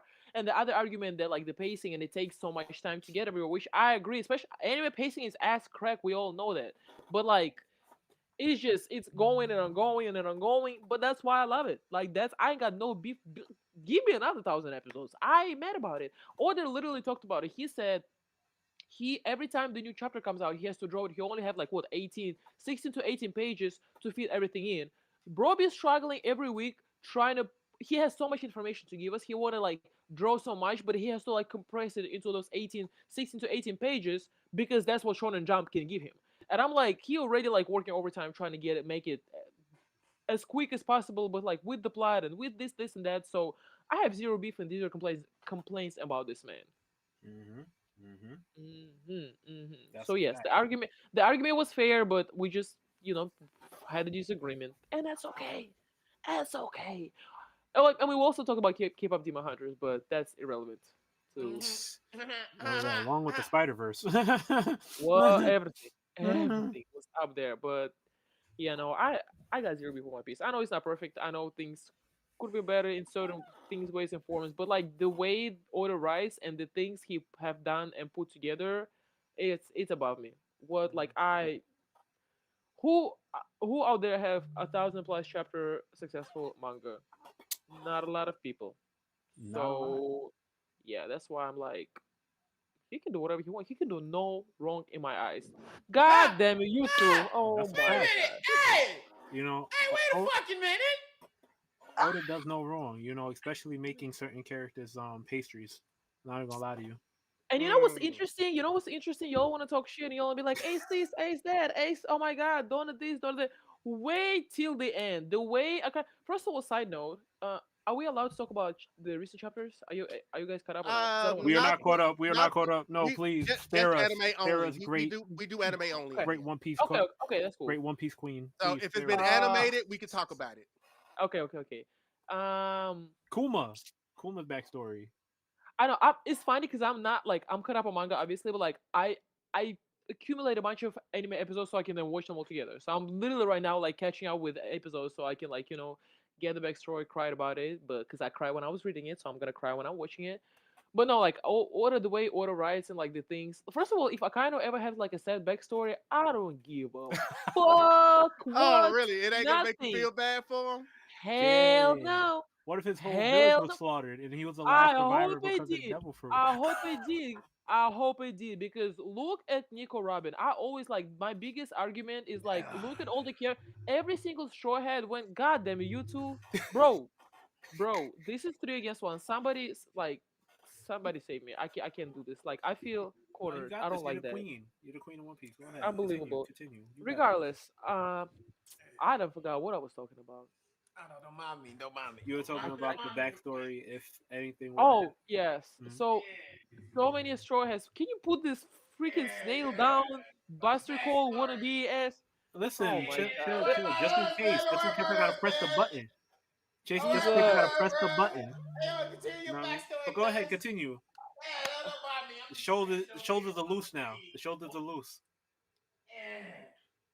Is this what this podcast about, guys? Like, Ain't you got that ace hat over there? what Go ahead and put happened? it What on. happened? What Go ahead happened and to put One that Piece ace being on. real? Matter of fact, It you're is beefing real. with. Worry about us, dog. Oh, Go ahead. You got this. Go ahead. I hate over here. God. Oh, Lord. I'm Regardless, tired of this, Grandpa. But that's too too damn bad. Just keep digging. Ugh. Anyways, the backstories. I feel like all the straw hats obviously have very traumatic, very dramatic, very sad backstories. None of them turn evil. Think about Nico Robin. I literally did me and What, Kumar. You're just gonna skip her whole beginning? You're just gonna skip how she was introduced as a number? No, and I was trying to get to that. Oh, sorry. Go ahead. I was Continue. Miss Old Sunday. What I was saying, Robin's Loki started as a villain because you know who burned up her whole fucking village, all her peoples, all her friends, everybody. So she's like, fuck that. How you gonna put a bounty on the 80-year-old girl? 80 just because she can read point glyphs. Bitches, government. Fuck them. I'm sorry. So fast forward, she obviously joins Crocodile and them and Baroque works to trying to be like, I'm trying to hide and I'm trying to be with good people because they trying to catch me, so I don't want to be with good people. Then she met Luffy, and Luffy is like, actually, I don't care. I don't care about the world government. I'm gonna get into the war with the world government to save my now friend. So thank God for Luffy and the Straw Hats for saving Robin. But literally, any Straw Hats could have ended up as a villain. But it's like how they ended up normal, and I kind of was like, oh, if he has a sad backstory we don't even know, I'm not crying. Like I said, I don't give a fuck about his backstory. I don't give a fuck about his family, his parents, whoever hurt him, bro. Everybody got some shit in the back. Everybody got some baggage. Look at how one people ended up, and look at your fake ass justice wannabe killing innocent people, killing children, killing your own peoples, killing other Marines, just straight up bitches ass. And that's all I got today. The One Piece is great. Yeah, I hate it kind of. But what if If it you was just because? What if he was just following orders? You know what I mean? Because I don't sometimes give a you fuck. see how strong the Grand Elders are, and you want me to face that? Like, I mean, you want them to face that? Like, come on, that's a whole nother So beast. how? So You gotta pirates you are gotta fine jump with up in the facing it. government. You feel me? And I sometimes when you in the government, you gotta step up. You gotta do some things that you don't gotta like. look at Fujitora. He had to do some things. He took all the blame. He literally look at Luffy. He didn't even see. He's like, oh, I wish I can see what you look like to the pirate. So if Fujitora can find it in himself and his being and his morals to say things like that, look at Garp. First of all, I got beef with Garp too. If y'all didn't know, Ace is my favorite character. So couldn't even save your. Couldn't save your own son, Regardless, your regardless. man's son. So I understand working in a system that's not doing things the right way, but you cannot be. You are the hand that like execute all those things. Obviously, yes to the elders. Obviously, yes to Emo and all that. But like, Akainu has no excuse. He want to do that. He's giving like, oh yeah, no, I'm with the shits. He want to be the way he are. He believes he's ultimate justice, which is bullshit. But like, he believes he's doing the right thing. And I'm like, okay, bro, if you think that's the right thing to do, I cannot change your mind. Like, go off, I guess. That's what I think. You heard her. The podcast is He real. keeps clapping in this outfit. God, wow. I'm literally talking about you guys. Hey, listen, it be like that sometimes. Be Everybody like that talk shit. sometimes. You know what? No, Now I'm it's just nice. how you take gonna it off. I'm gonna respond. be nice. Thank you. Finally, somebody. Now we're Don't friends worry. It again. was, it was just for this segment. It was just for this part. But I do think it's interesting that you did bring up Kuma. So now I guess I gotta ask you, Kuma, Nico Robin, Saturn backstory.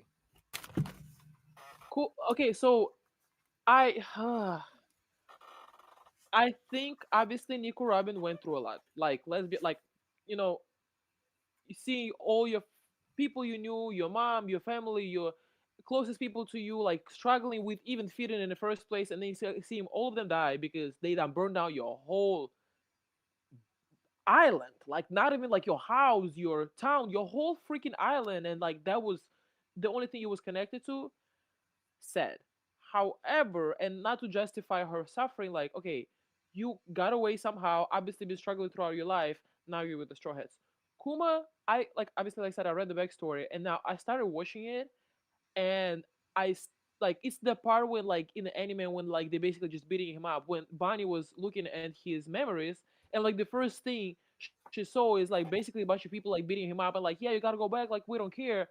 I I literally had to pause it and walk away. I was like, I cannot physically like keep watching that. Like that, oh my god, that hasn't happened with Robin's backstory, and that's like the only way I'm judging it.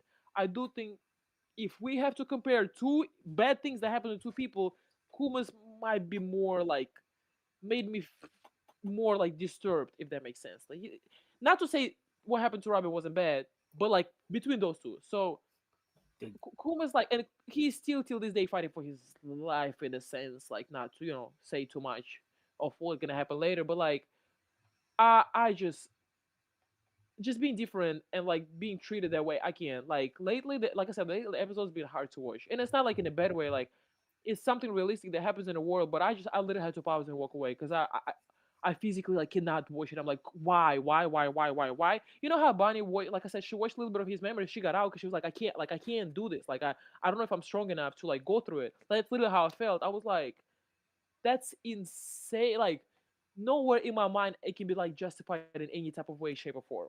So I in this two I would pick Kuma. Oh my god, bro, that shit that was so sad. And like I said, I have not even seen the whole thing. Like I only read it. Whew, Hmm. Okay, order. fair enough. King of New York, who would you say have the sadder backstory? Um, Oh, we I, going up this route? Oh I'm, yeah, I'm, sadder backstory, Kumar or Robin? Oh, we had. Oh man, I answered this. I'm What was her name? I sure I answered this. Go, sure. go for it, you. Go for it.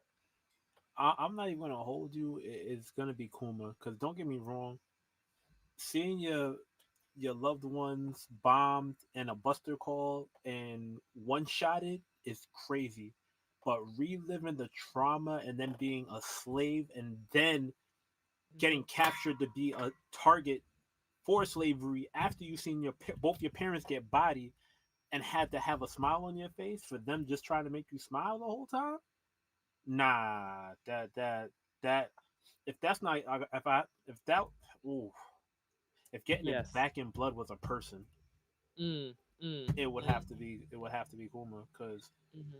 after everything he went through, everything top to bottom, because it's not just like, all right, cool, we murdered the people in your town, we cuffing you, we shipping y'all off because we found out what your bloodline is. Now because we know that you have a strong bloodline, we gonna keep y'all slaves. But not just that, your mom was supposed to get breeded off. She's bodied. Daddy, we're supposed to make something with him. He danced around too much. The masters Mm-hmm. ain't like it. They popped him. You're over here being quiet for your life because you see what just happened. Mm-hmm.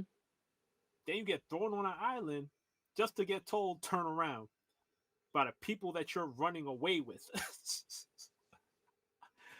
It Yo, was. Whew, he done went trauma, through it all. generational trauma. No what? And they're talking about some more right now in manga. Like I said, I'm not gonna spoil anything, but there's like more information coming out, or like more little bits and pieces, and I'm just like, break, give him a break. Yeah, it's hard. For everything, and you found out that you're shorty. Oh, I'm not even gonna go into that. What? Mm, I'm not even gonna Quite go hard. into that. That's trigger warning. That's a trigger warning. Mm-hmm. okay, sir, you agree with them? I answered this in the last. I brought this question up. What was her name? Last podcast, not with J Rose, but Right. when we was talking. That's what I said. That's from what I said. You can just keep it brief because we didn't get uh, their answers yet. but excuse me. Um, but no, like I said from last time, it will be Kuma, and Yep. like I said, I already said my reasons on the No, last you're one. good. So, but I just make it nice and short. Um, there's a reason why one. I mean, yeah, to be fair, it's in more time, but there's a reason why one has a longer story than the other. There is a reason. So you know There's what? a reason one and more animated. Even though I know time is different, but still, no matter how you say it, there's one was way more detailistic animated than the other. It's facts. It is definitely facts. And like I said, I'm glad we got the One Piece expert Kristina D Weeb here to definitely answer these for us because she's got all of the information for us. So that is what we're gonna say. And I gotta ask you this real quick. With the big emphasis these days that it seems like that One Piece puts on hockey, because hockey apparently conquers all, and you can't even get into like fight debates between any One Piece character and any other anime because somebody will go, that person doesn't have hockey, so they can't win. And Okay. they put a lot of emphasis in hockey. So with hockey being so prevalent now in One Piece, do devil fruits really even matter anymore? I think they do. I think they do because obviously hockey is important, but like Luffy, prime example. Luffy not learning hockey might potentially hold him from awakening his actual devil fruit. Like bro is a god regardless.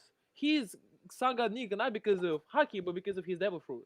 So I think like that like what's his name? Vegapunk said like that's the manifestation of people's desires and things they want to happen, like the things they want to have but they may not have. That's something like above, the science, the whatever. So I do think devil fruits is still important. Like it's such a core part of like, and it was a mystery that we didn't know nothing about. And now, like, obviously, Vegapunk told us a little bit about it, and we start now learning. We still don't know how Blackbeard have multiple of those, which I'm trying to figure out. So I do things they're definitely important. Now, I feel like Haki is the next level. Like, everybody got devil fruit, we're good. Like, okay, you start with like nothing at all. Then like, okay, well, you might have a devil fruit. Now you have devil fruit and Haki. Now there is some Haki man. We know about those. That's a whole Some different. very strong people that don't have devil fruits. I know, and I think like that's why that's like a good way to get like somebody have a devil fruit, but like maybe don't have conqueror's haki or like don't have observation haki or like so. But then there's somebody with like conqueror's haki, like they can still like overdo you and like tap you just with the haki. I think it's like a good way to like have. I wouldn't say two different power systems, but like two different parts of it, where like you can have one or another or both.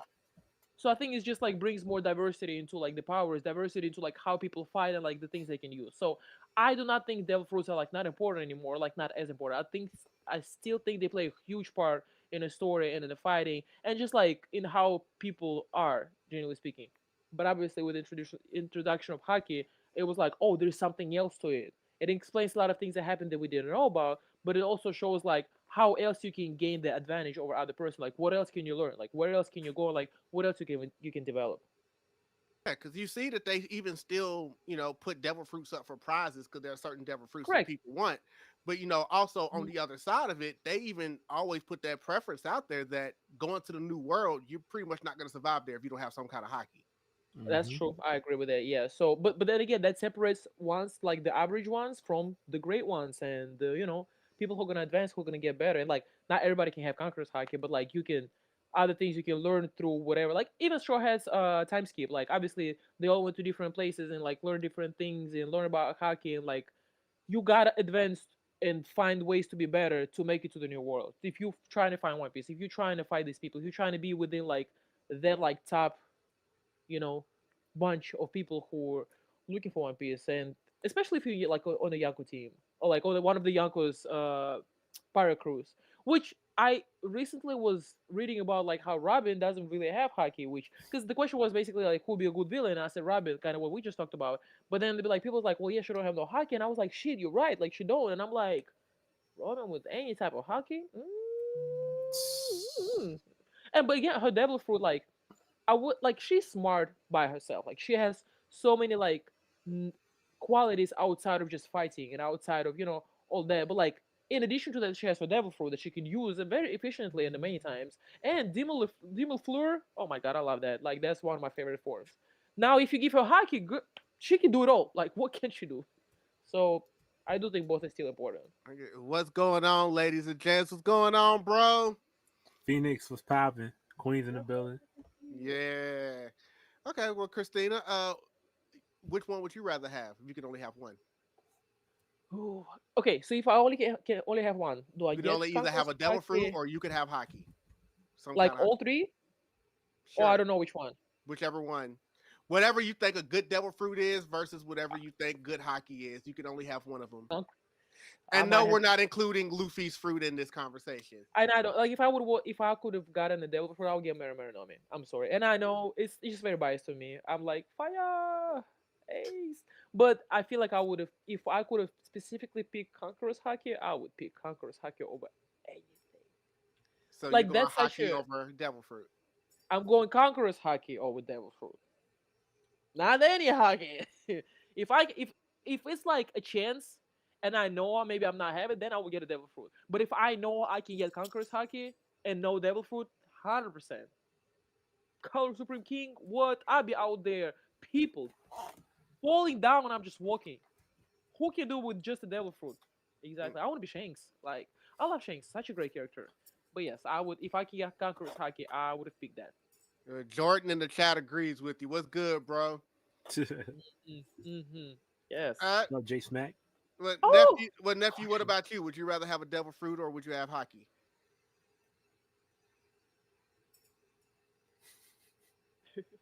I ain't gonna lie, I'm listening to y'all talking, and I never been very disgusted by some of these points y'all were saying about is Devil Fruit is the player does it the here and now. I'm like, what? If that was the case, we already trying to get fucking Luffy's devil fruit. What are we talking about? And like, what? But anyways, I feel if I was pick one of those two, I'm definitely going devil fruit because there's a lot of shit that definitely says in the story now that even if you just have a hockey, that shit don't matter no more. We just saw Garp. I don't want to hear none of that. I don't want to hear none of that. And I don't even care you say Shanks because these are just different niggas at different generational times. Yes, But just now- like but everybody now- with but devil now- fruit. But now niggas are having fucking devil fruits with conquerors or type of hockeys up and down. Don't even matter, cuz. Don't even matter. It don't even fucking matter. So yeah, fucking devil fruit plays a big fucking factor in it. That's face the fucking elders. Never I have said fucking it devil fruit. does. I ain't saying it doesn't. I'm saying devil fruit. Yeah. Yeah, because the You might hockey be doesn't even really inquire because, like I said, I like the point that you made because Chopper doesn't have hockey. He's beating the fuck out of people. It's kung fu. What? When was last time, bro? First You of all, know we what I'm haven't seen Monster Point since when? Since freaking Aegis Lobby? What was last? Oh no. But you act Wait. like he never. Hold up. But Wait, you real act quick. like you act like in Wano he didn't go kung fu point though. Real quick, He Jordan did. said, "I love devil fruits, but I don't know, man. There's a lot of whack fruit, so if it's random, I don't like He that." said, shit." I "Any agree fruit with that. of my desire." And he said no Luffy. Okay, so what fruit So would you you feel me? choose? No Luffy. You feel me? No Luffy. Yeah, No what would you Luffy. pick? No Luffy. I would get who was the one I said it was really OP? Fucking Marco Well, Phoenix. Marco. Okay, Yeah. good one. Right. And when he I said he forgot- would I forgot. take that over like Conqueror's hockey. Yeah, absolutely. Because later on we're gonna learn that shit later on. But like at that moment of time, before we even get to later on in life and shit like that, absolutely different. Absolutely, I'll pick it different. I'm getting different for sure, and I'm definitely getting into the Phoenix because the Phoenix is OP. That is one of the most underrated devil fruits ever, and you need hockey to get rid of that type of fucking guy. So yeah, give me Marco. Give me Marco. So you would need Haki basically to fight Marco. Yeah, that's kind of what they said in the fucking thing. So she's basically trying to. so she's hockey is a basically, force? that's. Yeah. She said you were walking right into her trap. I don't care. But the thing is, though, even if you do have honky, I hope you have the right type of hockey. And even if you do, even that is even the case that you're on down the road, I'd be great as well. So I don't care. And I don't care. Like I said, So you I can pick be the care. death fruit. I I be can care. pick the Haki. So Hey, it don't so- matter. and- You still get body out of the way because I'd be great too. Three matter. three It strongest don't Haki man matter. is Don't the matter. strongest. You got the strongest swordsman, aka Mihawk. You got Shanks and you got Rayleigh. Yeah. I think like those are pretty Old decent generational characters. niggas, right? Who the fuck Yeah, cares about absolutely. generation? Old generational niggas, Devil right? fruits been Old generational around. niggas, right? Nigga, How is that Buggy is relevant? up there now. Nobody Buggy's a care. warlord. And nigga, Buggy's gonna have a shine in the arc. And you you know tell me Buggy is not gonna have a shine in the arc of something crazy because I and know you it is. know And they're not how finna Buggy fucking do got Buggy there. like this going on. Buggy is a lucky motherfucker. We say And this. I'm happy hold for on. him. No. We say this though. No, to be fair, we say this a lot. We say this a lot, but we forgot this man has been on the ship with Shanks and the Golden Re Roger. Yes, we're no, not. I ain't got no beef. We are I not do. gonna downplay that. We're I'm not finna do that. downplaying him. What I'm saying, Buggy has his own like powers. Buggy's good. Like I'm not saying he's a fraud. He's a fraud in some No, sense, he is but a fraud. not like No, to he's a the, fraud. No, he's a but fraud not in to the the goddamn degree that thing. people think You know he what is. I'm saying? But Right I'm on. like, And- so yeah. at the end of the day, if you can pick a devil fruit, I can pick the Haki that I want, and we can fight, and it's gonna absolutely. be a good fight. You heard what she said. So Simple. you said you We're would on the take same page. Marco's Alright. devil fruit. She said she would take Conqueror's hockey. Jasirii, what would you take? A devil fruit or some kind of hockey? I'm not even gonna front. I'm taking the devil fruit. I'm not gonna front. Which 'cause one? And we got awaken ability too. What?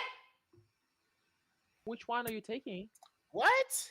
Gotta know me. But that's the thing, Feel though. We me? don't even That's know much good. about Phoenix because they stopped where he was at. So I'm we don't really definitely good. being OP. Nobody's touching me and nobody's breaking through my walls. Nobody's breaking my defenses. I'm going to be strong as shit inside and outside my body. All play. Because who's gonna touch me? We'll have to find And out you at the next need episode. Emperor's So hockey that's in order it. to touch me too. On top of that, so it's like Oh, wait.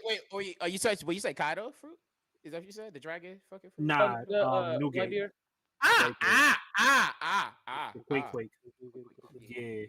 You can't even touch. There is no yeah. touching. Yeah. If you practice, if you use that very well, that you constantly practice with that, you're that whole island. Yeah. Broken. Yeah, that whole island gone. Absolutely. If you train well, oh yeah. Fucking what's the observation gonna do about that? Observation. What is observation? Hey, I can predict this man's about to hit the island.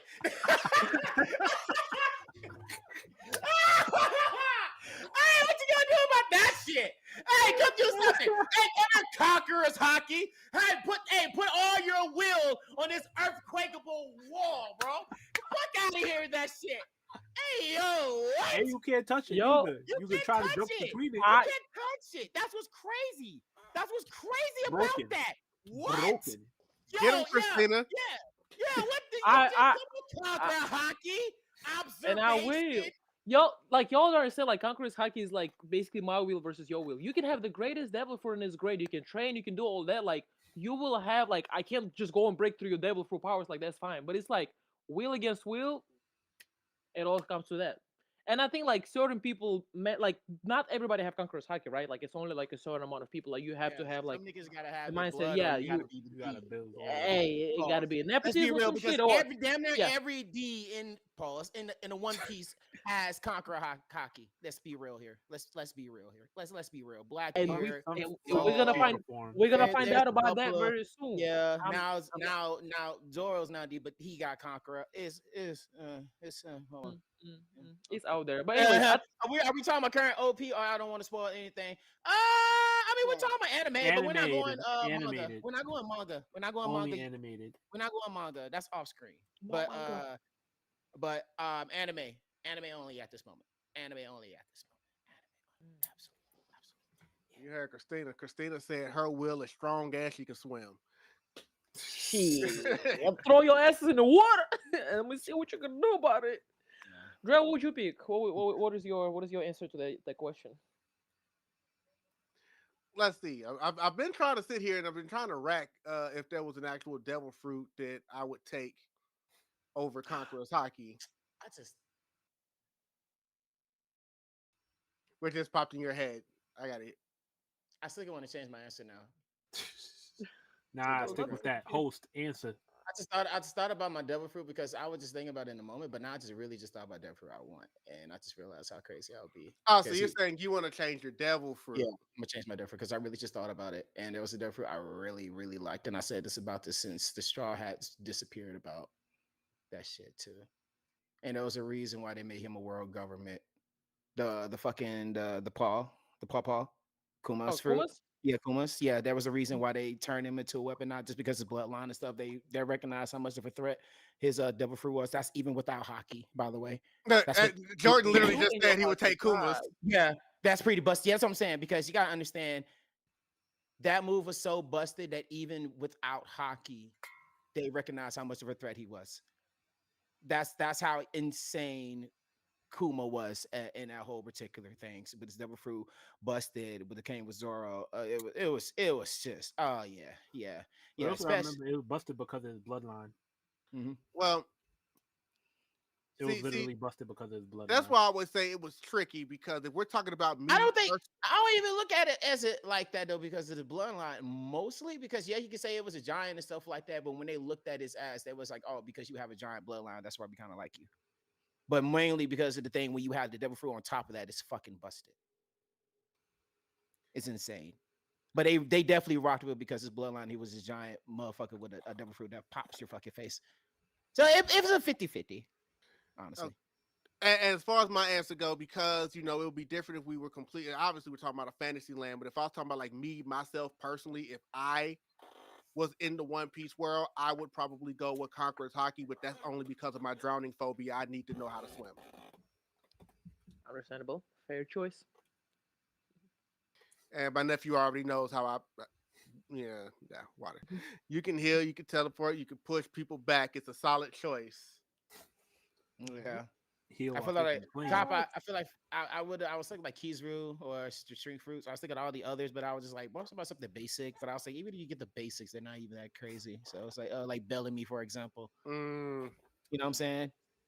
Bellamy is like one of the most weakest devil fruits. That's a weak devil fruit, bro. It's a super weak devil fruit. You don't even need hockey to beat him. Like, Luffy punched him with one. That's what I'm saying. One. Just one punch. That's all he needed. One punch. Literally, man. No pun intended. Oh, now I'm looking at it. Kuma could only heal people because of his bloodline. Because he has a giant strength, he could heal like that. If it wasn't for the blood, he would not be healing. So somebody else with that would be different. Yeah. That jacket fruit. I'm crying. I think the second, no, probably the fourth weakest will be the invisible fruit. Bro, that shit. I know Sancho was. That's probably the weakest. That probably the weakest. But he just wanted to be invisible just to peek. That's all that was. That's all that was. Until you realize what was his main reason for that, I'm like, what? And then when he found out his drummer 66 could actually turn him invisible, he used it to do what? To do that one thing and never use it again because of that goddamn bloodline it has. Thinkable things. Nah, it's because he got freaking caught. And yeah, like, look, bro, if you're gonna spy on women, try not to get nosebleeds. That man broke the shit because the dude was like, "Hey, yo, choose the bloodline of it, German and stuff like that." He broke it in front of him and said, "Nah, fuck my bloodline. I can beat your ass without this suit." Hey, I don't need it. Fuck this suit. I don't need it. I beat your ass without this suit. And then we learned that he can heal himself by. We learned his hidden power. Power Rangers popped up out of nowhere. The man can heal himself and put his bones back together. All right. Hey, a lot of people got special abilities. There's nothing wrong with that. No, it's not. It is not.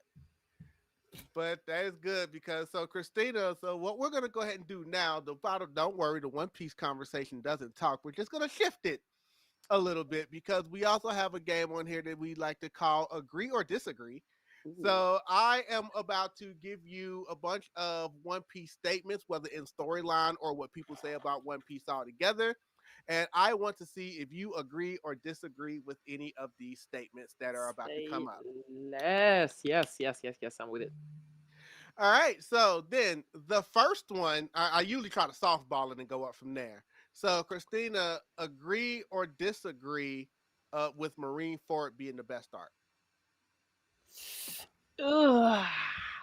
My personal favorite, I agree. Yes, I personally like it. However, there is a lot of arcs that I think you can overstep it. Like even Wano. Wano is like spectacular, beautiful, amazing. So many things happen. So I agree for myself, but like generally speaking, there is things that could be judged better than Marineford. But I love Marineford. I just like a big crossover. Everybody in the map pulled up. Which, side note, Oda said another big war is coming, and it's going to be making Marineford look like child play, and I'm super excited for more people to die, but just so you guys know, there's something to look forward to. All right, y'all, get ready for 10 more years. And you know what? I'm fine with it. I got no beef. He can do this. I know, the man literally said this was the final arc, and it's going to be like 6 years before it's done. Like, Wano was like 3 years by itself. And I'm mad about it. And Final Saga is not like final arc, because when he said final saga, people are like, well, we can't. I'm like, bro, it doesn't mean this is the last arc. Like, no, it means this isn't the last island. Yeah. They still got islands coming. Exactly, yeah. So I'm like it's okay, bro. It's not ending tomorrow or this year or next year. Yeah, they got the breakdown. Like, I think they're going they got Elbaf, and then I think after that, I think they're going to Laugh Tale. So it's like they're wrapping it up. They are, and I think it's interesting to think about it because a lot of people talk about it. Obviously, like, we made it to Elbaf, thank God. But also, like, obviously there's Laugh Tale, but there's so many other places to go, and like, what are we doing in between? Because there's supposed to be the war. We're supposed to face the revolutionary army have to pull up at some point. Luffy has a whole grand fleet that has to pull up at some point. The final battle. Yes. So like, but that final battle that they're talking about, like, are we gonna get to Laugh Tale first and then there? But we don't have the third poneglyph. So like the raw poneglyph, what is that gonna be? The rumor is that it's Laugh Tale then the final battle, but we'll see. Exactly. So it is something like that's. I feel like the biggest thing that has been occupying my mind, like, how is it gonna go? Like, where we're going next, what we're doing. Obviously, Law is nowhere to be found, fighting for his life. Freaking, what his name? Kid. I don't even know if this man is alive. So it's like so many different pieces and the One Piece in different places. So like, I'm just interested to see how it's all gonna come together, because like I trust Oda gonna do it like in a good way. It's not gonna be perfect, because somebody still gonna be like, this is the wrong way. Like, bro, shut the fuck up. You're not writing One Piece. But generally speaking, like, That's why I like One Piece so much, because things make sense to me. Like things, we have to go see Laboon. God damn it! Like there's so many things that have to happen for us to end it. But how it's gonna happen? I don't know. Some people I'm are just going to get happy to be disappointed. here. I don't know if they're seeing Laboon again, I but don't we'll see. give a fuck. Laboon could be a butterfree Pokemon. Everybody's waiting for that to come full circle, like the last episode of Pokemon. Literally, they're like, I know Brook now, and Brook's gonna chill with Laboon. That's what's gonna happen. Brook you is know, gonna chill with Laboon. He's gonna see Laboon. He's gonna be happy. and they're gonna come back. Laboon gonna be dead. But Bro, no, no. Take back what you said. I ain't say it. I ain't not say it. everybody has I happy didn't say endings. it. I didn't say it. I didn't say it. I didn't say it. Oh my god. I didn't say it. You didn't say that. You didn't say that, but I do need you to say if you agree or disagree with Marineford being the best art. No, I disagree. You already know my answer. What? Well, what? for the people in the back, give your answer.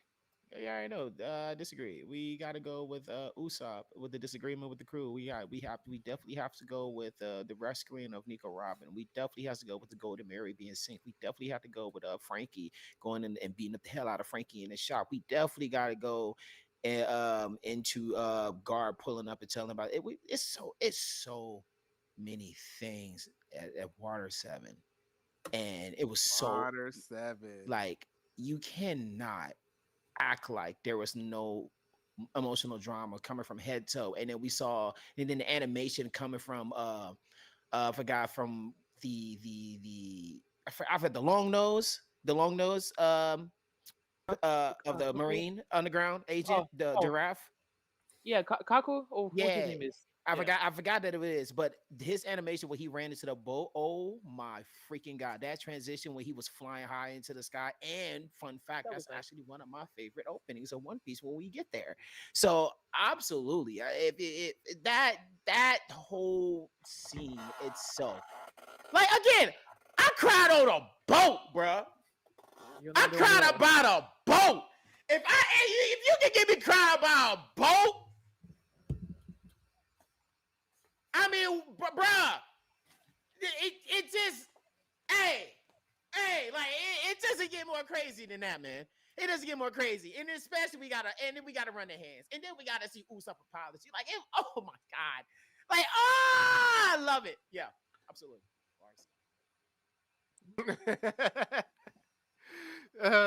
King of New York, agree or disagree? I ain't going front. Kristina, my twin on this one. I ain't gonna lie. And on top of that, Marineford holds a special place in my heart because me and my brother spoke about that shit so much. So, like, yeah, personally, Marineford will hold it for me. Okay. That's fair enough. Anybody that knows me that has been a part of this podcast knows that Wano is my favorite arc. So that's always near and dear to me.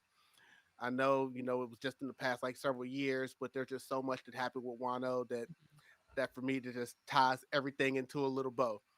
But all right, so we will go ahead and move on to the next one then. Kristina, agree or disagree? Ace stopping after he was rescued. I gotta hear this. So basically, you're saying like he should have left. Yeah, agree or disagree. That's But just how you feel. This is how you feel. This is how you feel. I feel like I have a rebuttal for this, but that I understand. Go for it. Like I said, Ace is my favorite character. Like, or like at least like top 2. So I understand how it looked like when we finally rescue you. We brought everybody, and then I kind of said what he said, and Ace was like, "I know you fucking lying," and I will stand by him till I die. I can see the other side of it, but if somebody talking shit about my family, I know you came here to rescue me. I know this and that. I don't know why we blaming the man that died for dying, as if nobody like somebody else killed him. And I know like it's the One Piece War, and I know this. And I don't give, like I said before, I don't give a fuck. I stand by him day one till the last day. You should have went back and told him by himself. And then Simon gonna come back and beat your ass from the fucking with Ace from the afterlife into the afterlife. So I kind of will never be on this earth ever again. So I'm just waiting for this to happen. But I he did everything right. Like, I don't blame him for standing up for his values. I don't blame him for standing up for his morals. I don't blame him for being like, I know you fucking like who you talking about. I understand how it looks like. I know people like he should have just okay, bro. Well, if you ain't got no morals, so you don't feel like that's something you could have done yourself, I'm sorry. I feel bad for you, and that's your life choices. He made a choice and he stood by it, and he died smiling. And bro, I was crying. Bro, I was crying so hard. Oh my god! Till this day, every time I see that part, I cry. I like that. That shit broke my heart. But yes, yeah. I don't even know what agree disagree. I agree with everything he's done. How about that? Ace And I disagree with all the beef. What was the question? Say the question one more time. For me. Agree or disagree with Ace stopping after he was freed? Okay, keyword Ace stopping after he was free. As in, do you agree with him not just leaving? Agree. Okay. Agree. I agree of him standing up for what he did believe in and stuff like that. Because I think because I know where this leads to, and I feel like a lot of people kind of still forget that Luffy went back to his VV card. And when he went back to his card, he was protecting Luffy. And that's when that moment happened. So I feel like a lot of people forget about that. He was protecting his brother. Right. When that moment happened. But I don't want everybody to sit there and say, oh, just because you talk shit, if you never let him talk shit, you would never had like. You forgot. He was retreating. And then Luffy dropped the card. Luffy went back. I saw the tape. Luffy. I saw the tape. I rewatched the tape. I want y'all to go back and revisit because I feel like y'all are forgetting the critical moment. I'm going to say this one more time. Luffy dropped the VV card and Ace was going to leave until Akainu said, you know what? I'm going to be the bitch nigga that I am. And aim for your brother and know that you're going to protect him. Right. So, but that's not what everybody says. So, everybody's not talking about him turning around to protect Luffy. They talk about him being free and then turning around after what people call the Yo Daddy joke. I get that, but I'm saying, but when it gets to that, it leads to that moment and people go to that point. So I'm debunking that.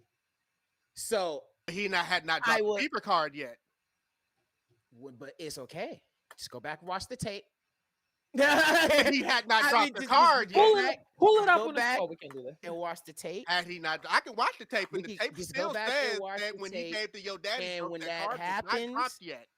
And when that happens, he was fighting, and they was making the tactical retreat, and then homeboy dropped the card, and then he protected him. It's right there. But before that, he stopped when he was when he was talking about Whitebeard. He should have just kept going. So you know where I agree. I disagree. Of course you disagree. I don't care. I don't care if he was talking about Whitebeard. Keep going. It's different between having pirate morals and standing what you believe in, because Shanks said it himself. He was a pirate to the very end. If somebody is in there talking to the person that you absolutely dear and you absolutely admire and you looked up to him and say the day of us, you're going to absolutely stand up to what you believe in the ground. Now, I get it. Some people agree with this. Some people don't agree with it. So, because you look at Naruto Uzumaki, the biggest knucklehead ninja in the entire world. But most niggas still don't disagree with some of the shit that they do because they say, oh, yeah, Naruto, go in there and get this nigga because you work for it. So it's just like there's a lot of stuff we don't agree with, and that's why we love playing. I don't know. I know the Naruto community let Naruto have a lot of stuff get away with, and I just rewatched Naruto, and I'm still on it. And I said a couple of things, and I got DMs and boxing y'all coming at me, and I got time, but we're not on that. So yeah, I agree. I don't have a problem with in the pirate format of One Piece of what they stand and what they do believe in. I don't disagree what Ace was standing up for. I understand what he was going for, and that's fair. In the pirate world of the code and honor and what you believe in and stuff like that. But then that's your answer. Not look at the tape, because that's not when he stopped. No, I said no. That's not what I'm saying. No, what I said was we answered this and people lead on to that. I said I am debunking that point. I'm speaking on the pirate more of this code. I'm just debunking the part of the end because that's what people get on. Because you said it yourself to me. If he never done that, he would have dropped the card. He wouldn't have done it. I'm debunking that. That's what I'm saying. I'm not saying about the fact of like, oh, disagree. No, I agree with that. I'm answering that. I said I agree with that. I'm just getting to the point that when we get to the end, once he actually stopped and decided that he was gonna stay, of course you're gonna protect your brother because your body just moves. Like, what? But my thing is, it's like one big event. We're trying to pick out like one little part of it and be like, oh well, if he didn't do this right here, he would be alive. Like obviously in the moment, but like it was a whole war happening. Like it was so many things that led to this. And then at the day, like I agree with VoQualz. Like he stood on business. He said, "You're not gonna talk shit." And especially Ace with the like father figure and beef he had with Pirate King, aka Roger, aka his actual dad. And the reason he fucking ended up there in the first place because they were like, "That's Roger's son. Like we need to kill his bloodline." So like your dad got you here in the first place, and he's talking shit about your actual dad. Like within everything else going on, like obviously you want to turn around and be like, I know you're fucking lying, and I'm gonna talk to you. But to what VoQualz said, like died protecting his brother at the end of the day, died protecting his brother, and died standing up for his father, actual father, who did something for him and gave him the family that he wanted, and told him like, no, it's fine to be what you want to be. So it's like what we blaming a dead person for dying as if he killed himself and was like, matter of fact, can you kill me really quick? Like I guess I don't want to live right. like right.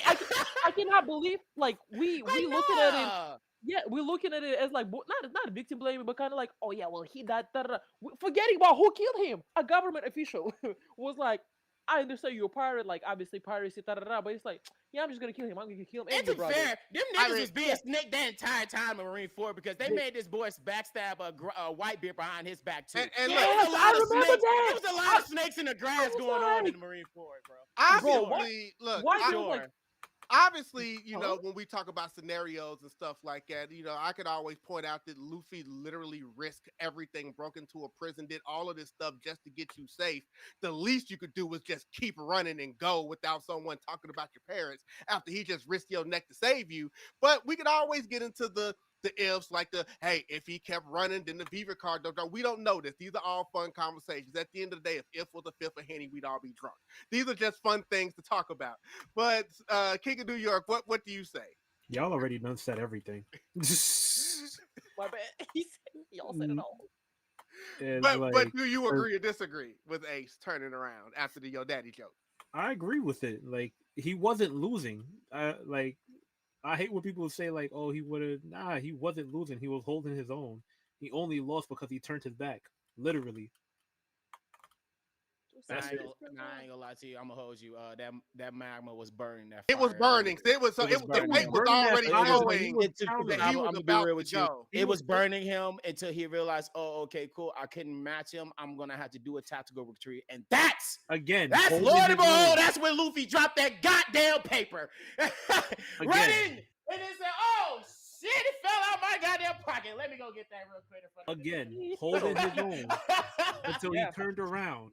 Holding his own, specifically holding his own. He was on his own until he realized it was like, hey, yo, this is it's not working. I gotta go. I gotta go at this point. The minute he turned around, it was clipped. It was like, damn. Ball game, bro. Ball game. Because you gotta protect your brother.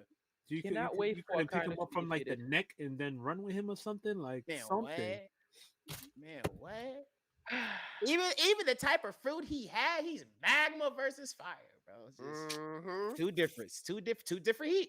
Two different type of heat. Hey, thoughts and prayers to Sabo, because he gotta finish the job, bro. I don't know how you gonna do it. I don't care. You better defeat this man. Terry wants him to spin the block. 1,000% want him to spin the block. Absolutely. If you're a better fire using an ace, you need to use it. Oh, he is. And on top of that, hockey too, yeah. With the dragon actually claw. shown hockey, yeah. Quit playing. Dragon hockey claw. Quit playing. Yeah. Sabo was a bad man before he got that fruit. So absolutely. What? Absolutely. Well, what's the next one you got up there? Jordan said that moment wouldn't have happened if we know it wouldn't have happened. These are just fun conversations, Jordan. You know that moment wouldn't have happened if you left, though. All right, okay. You know, the big moment could if that doesn't happen, maybe Ace doesn't die, then Luffy doesn't get the change and the 2-year thing and all. I just feel like y'all kind of forgot that we're talking about pirates here. I think that's the main thing we forgot what we're saying. We're talking about pirates here. who are loyal to the core. If you are the top crew of pirates, you are going to be loyal. Look at Shanks and them niggas. What makes you think none of them are not going to be loyal to him? When what's his name pulled up? When Red pulled up, and everybody was like, "Hey, yo, I see what the hell's going on. Hey, Shanks, what we gonna do? I gotta slice him with my fault. I gotta hit him one good time, and then we good." But the fact of his crew was like, "Hey, what we about to do, Shanks? I'm about to ride or die, go up against this Magneto ass nigga that got hit by one time." Bro, what? Yeah, but everybody's gonna spin the block, just like Big Mom. People from Big Mom, Cousin Curry was a fucking loyal nigga, like super fucking loyal. That's his mom. Shit, I hope. What? His mother. If you're not part of Big Mom's children, you're not loyal, bro. And that's why Jinbei left, because the fuck, I only make a no. He said. I mean, so look, if it's one thing we know about One Piece, if somebody is kidnapped or taken away, the crew is coming. Like, that's just what it is. Whether it's Ace or Robin, Shaggy, like it doesn't matter. Like if somebody's there. Only this time we didn't go to Sabo's we didn't go to Sabo Rescue because he can handle his own this time. We'll get there later. Yeah, we'll definitely get there later. Yeah, we'll get there later. But Kristina, agree or disagree about Usopp's crash out on Luffy over the Going Merry? Bro, that man, I'm sorry. I'll be honest, when I was watching that episode, I said, I know you fucking lying. I said, wait. He said, like, valid in the beginning, as if like Going Merry was very, close to me, this and that, and then you're gonna be like, I'm gonna leave the crew. And I'm so like, one of the things I really love, I think it was a great show of character for both of them. One thing I love when Zoro pulled up to Luffy and said, if you don't fix that shit, you're not gonna be my captain, because that's some dumb shit. You either tell him to apologize or he's not coming back on this crew. So I think Usopp was partially valid, but like acting up like that and doing all this extra shit and fucking pulling up.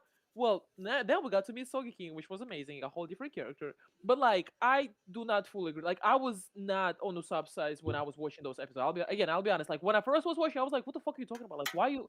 I know you fucking lying. I can understand why you're upset, but you're talking about, oh yeah, like we can't, and there's no way." All right, bro.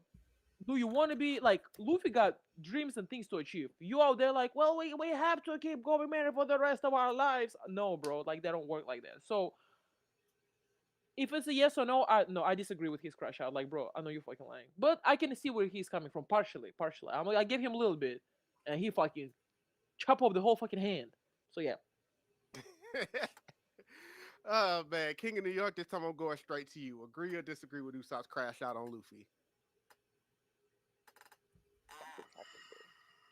Not even gonna hold you. I get it, but I disagree with it. I disagree with the crash out. It was like, you seen the direction it was going, and then you just keeping on. You're holding on to your false pride. You're holding on to your pride because why? You don't want to lose your ship because it was given to you by the quote unquote love of your life. But thank you. It was like, you seen the breakdown, you seen the damage, you seen it wasn't coming back. You loved it. You tried to fix it. You did as much as you could. You're not Frankie. It's like, what did you think that you were gonna do? I could take the wood and put it under the ship, and we could sail with it. No, Patrick looking in the face ass. It wasn't gonna work out. At the end of the day, it was a dub. She didn't even give him the ship. She gave it to Luffy. He wasn't even finna ride with them at first. They invited him on the boat. See, I was gonna leave that part for VoQualz, but hey, go ahead. Dog, I just selfish. That nigga was selfish. I mean, that pirate was selfish. Look here. If you are the person who is constantly building the ship, nobody else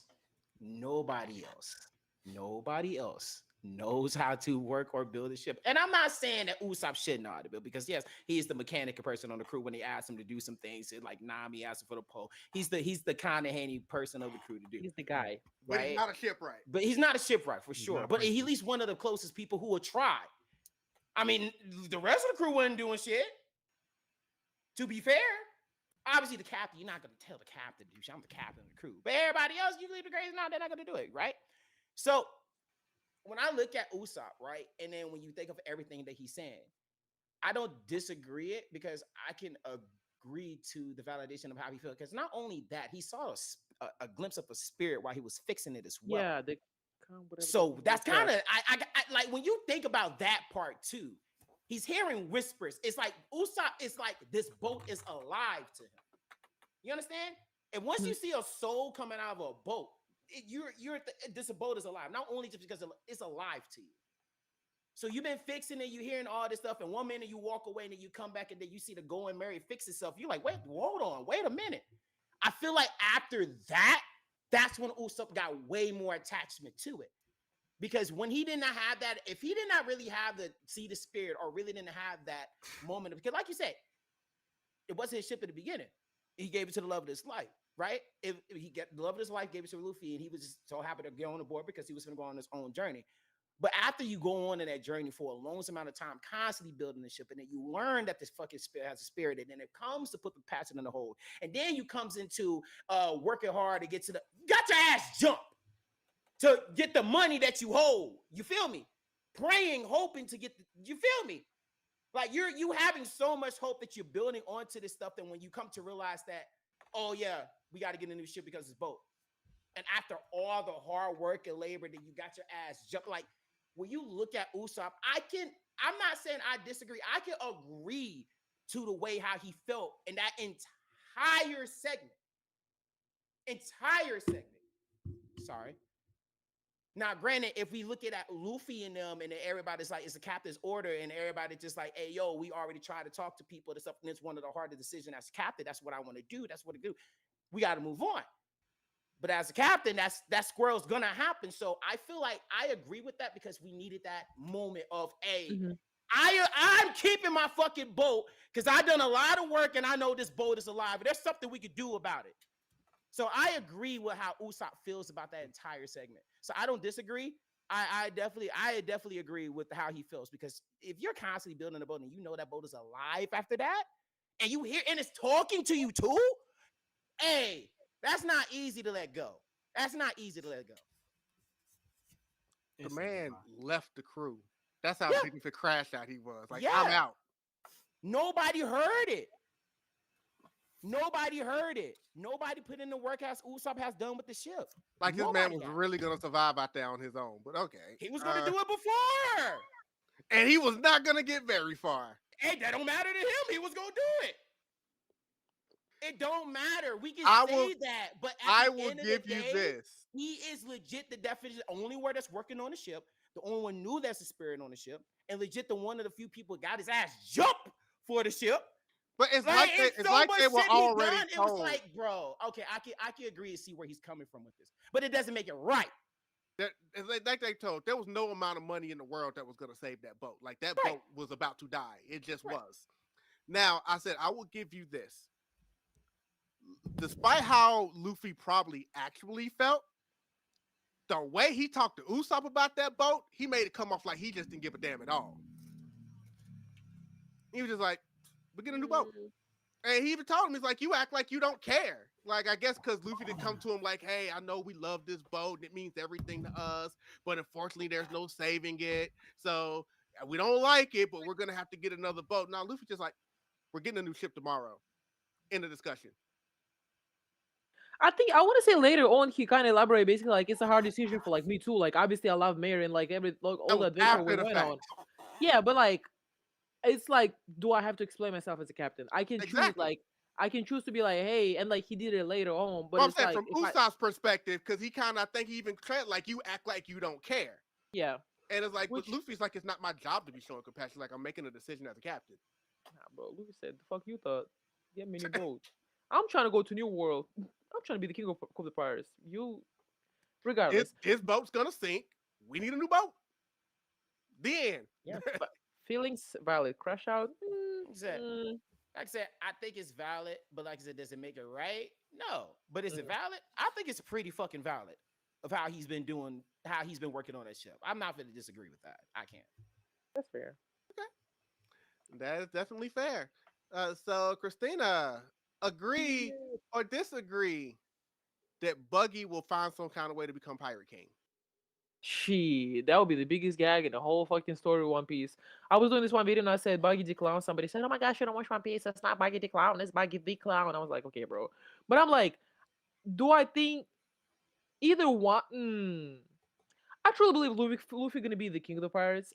I think either one, Buggy gonna literally hold this title for like, I don't know, like 30 seconds or some shit, like just to have it, or he gonna either find like get to Tail first or something, or get somewhere like find the One Piece first, or find it at the same time as Luffy, or Luffy pulling out Buggy, or like I feel like Oda gonna give Buggy something to justify his insane luck, insane ability to be at the right place at the right time and look as if he planted the whole time. So I wouldn't be surprised if it would be something like that.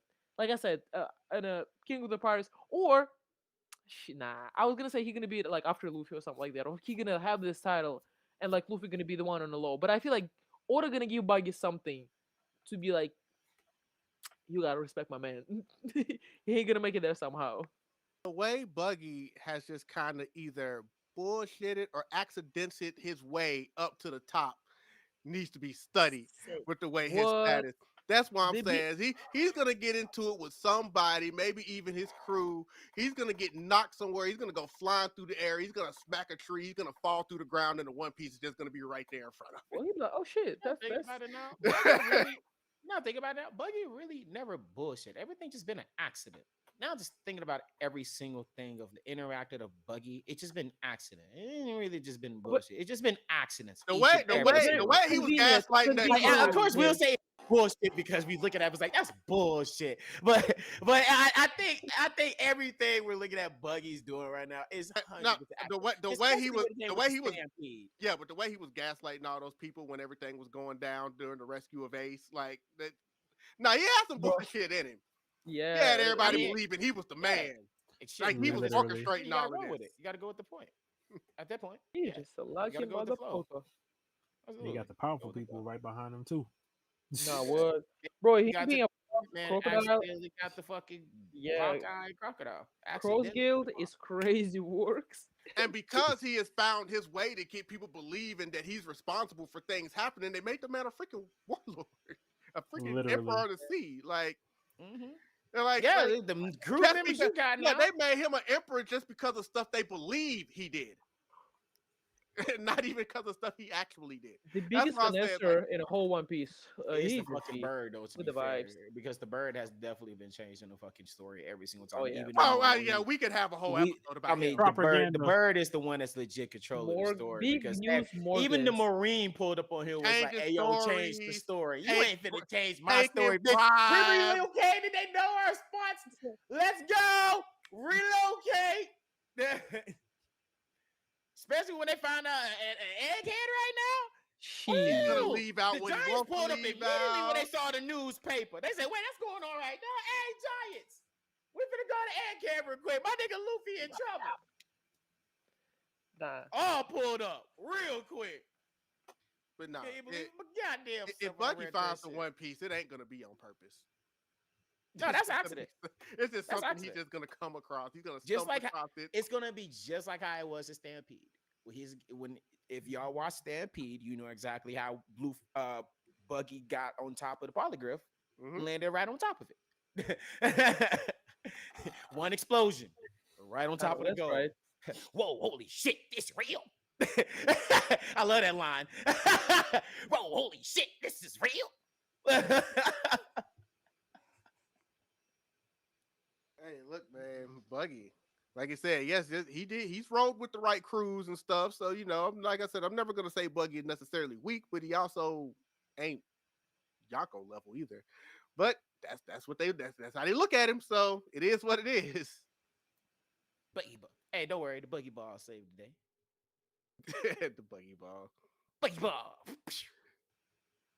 So Jasirii, you think that he might end up finding the thing before Luffy, or do you think they're just gonna stay the status quo? It is going to be a historical gag.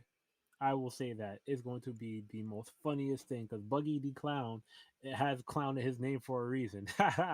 Yup. Bro.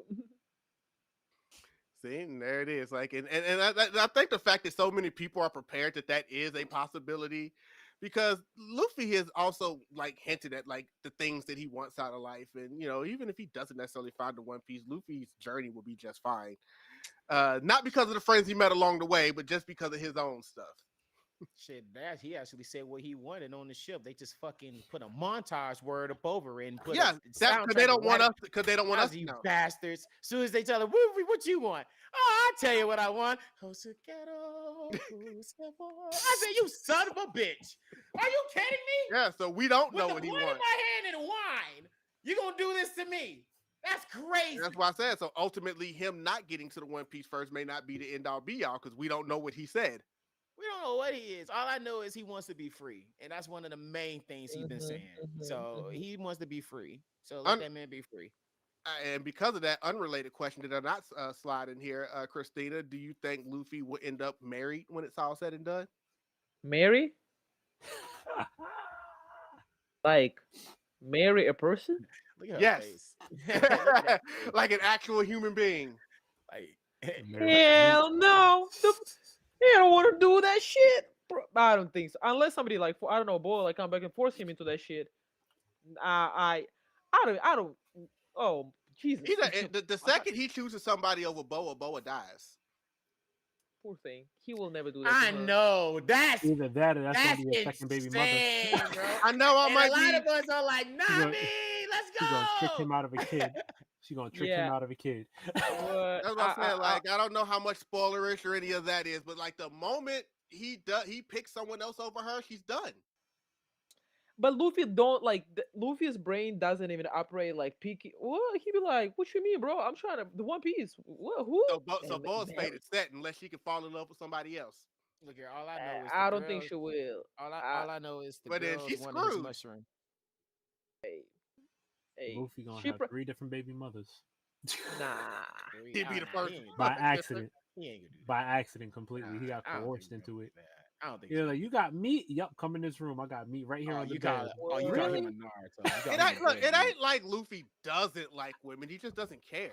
Like like they're literally different. He's like, bro, dog literally saw Boa in her birthday suit, and that man literally asked her, "Why are you naked?" Hey, first they like out of his mouth. Why? Like that was gonna do something. But meanwhile, in Alabama, he was one of the same ones, just like everybody else that got a nosebleed for seeing Nami. So, I mean, hey, just like he also got one for seeing when Barn Clay dressed up as Nami and also did the flash. Like Luffy, there's something about Nami. I keep telling y'all, like that's going to end up being his shorty when it's all said and done. Nah. The only person he ever ogles. Hey, we gonna see. And it's the only person that can keep him in line and keep him in check. I'm so glad we are not writing One Piece, guys. I'm just.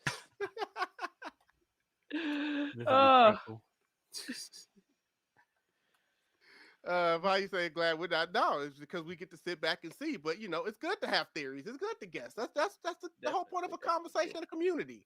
Like it's fun. It's fun to guess, and we're gonna be guessing for the next like 7 or 8 years because I love it. I love it over here. All I just want to know is I've been saying this for a long time, and we need to get there. I just want to know Crocodile's background.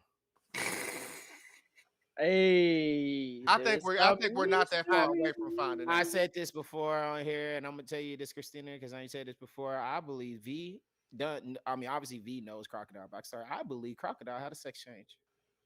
Yeah, no, that's a big theory that I talk about it multiple times before. I think Crocodile had a sex change, and he was a celestial dragon. He said "fuck them," and then it became a fucking pirate because he knows something about the celestial dragon weapon that's been going on, and now he's figuring out all the spots of weapons because celestial knows where they at. Marines know the shit was going on, and apparently that's the main thing they was talking about. Alabasta. He was legit one of the first people in the series to be talking about these damn weapons. Like literally every single spot we know, Luffy found 2 of them now.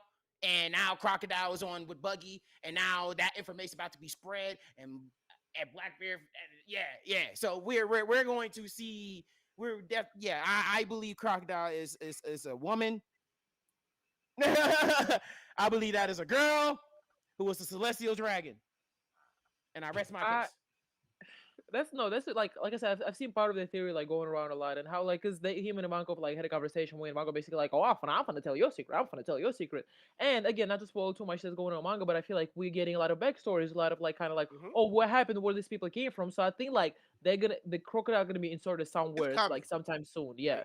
So I feel like that's something, especially since they've gotten deeper into the if he's the main person talking about these weapons, and now we're getting these weapons are now notifying now, it's time to put him. Because a lot of people don't know about these weapons, but he knew about them. He knew about that day early on.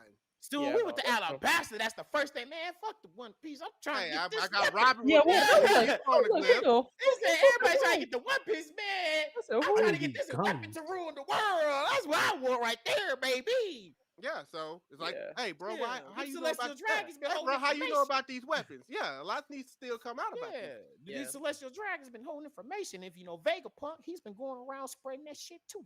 What? Real? Yeah, well, absolutely, Vegapunk as well, and we know how long he was going in. But Kristina, agree or disagree? Thriller Bark is the weakest arc. Oh, disagree. 100% disagree. What the hell? That shit funny as hell. What do you mean? We mean Ruma in there? What? Not to say much about Gecko Moria. If you know, you know. Again. But 1000% disagree. Thriller Bark was so many gems, so many memes, so many like the stories, the characters with me for the first time, the whole broke, and like no, 100% disagree. What the hell? The weakest arc. Okay. What would you say? Okay. Well, then if it's not, then what is? So I used to say, I'd say take it back now. I take it back because I was wrong. I used to say, fuck Long Island bullshitters arc that already care about that shit, and I take it back because I was wrong and I can admit it. I was wrong for many reasons, which I will also not discuss because it's a little bit of a spoiler. But weakest arc, I don't even know at this point. There is none. No such thing as that's not what we do here.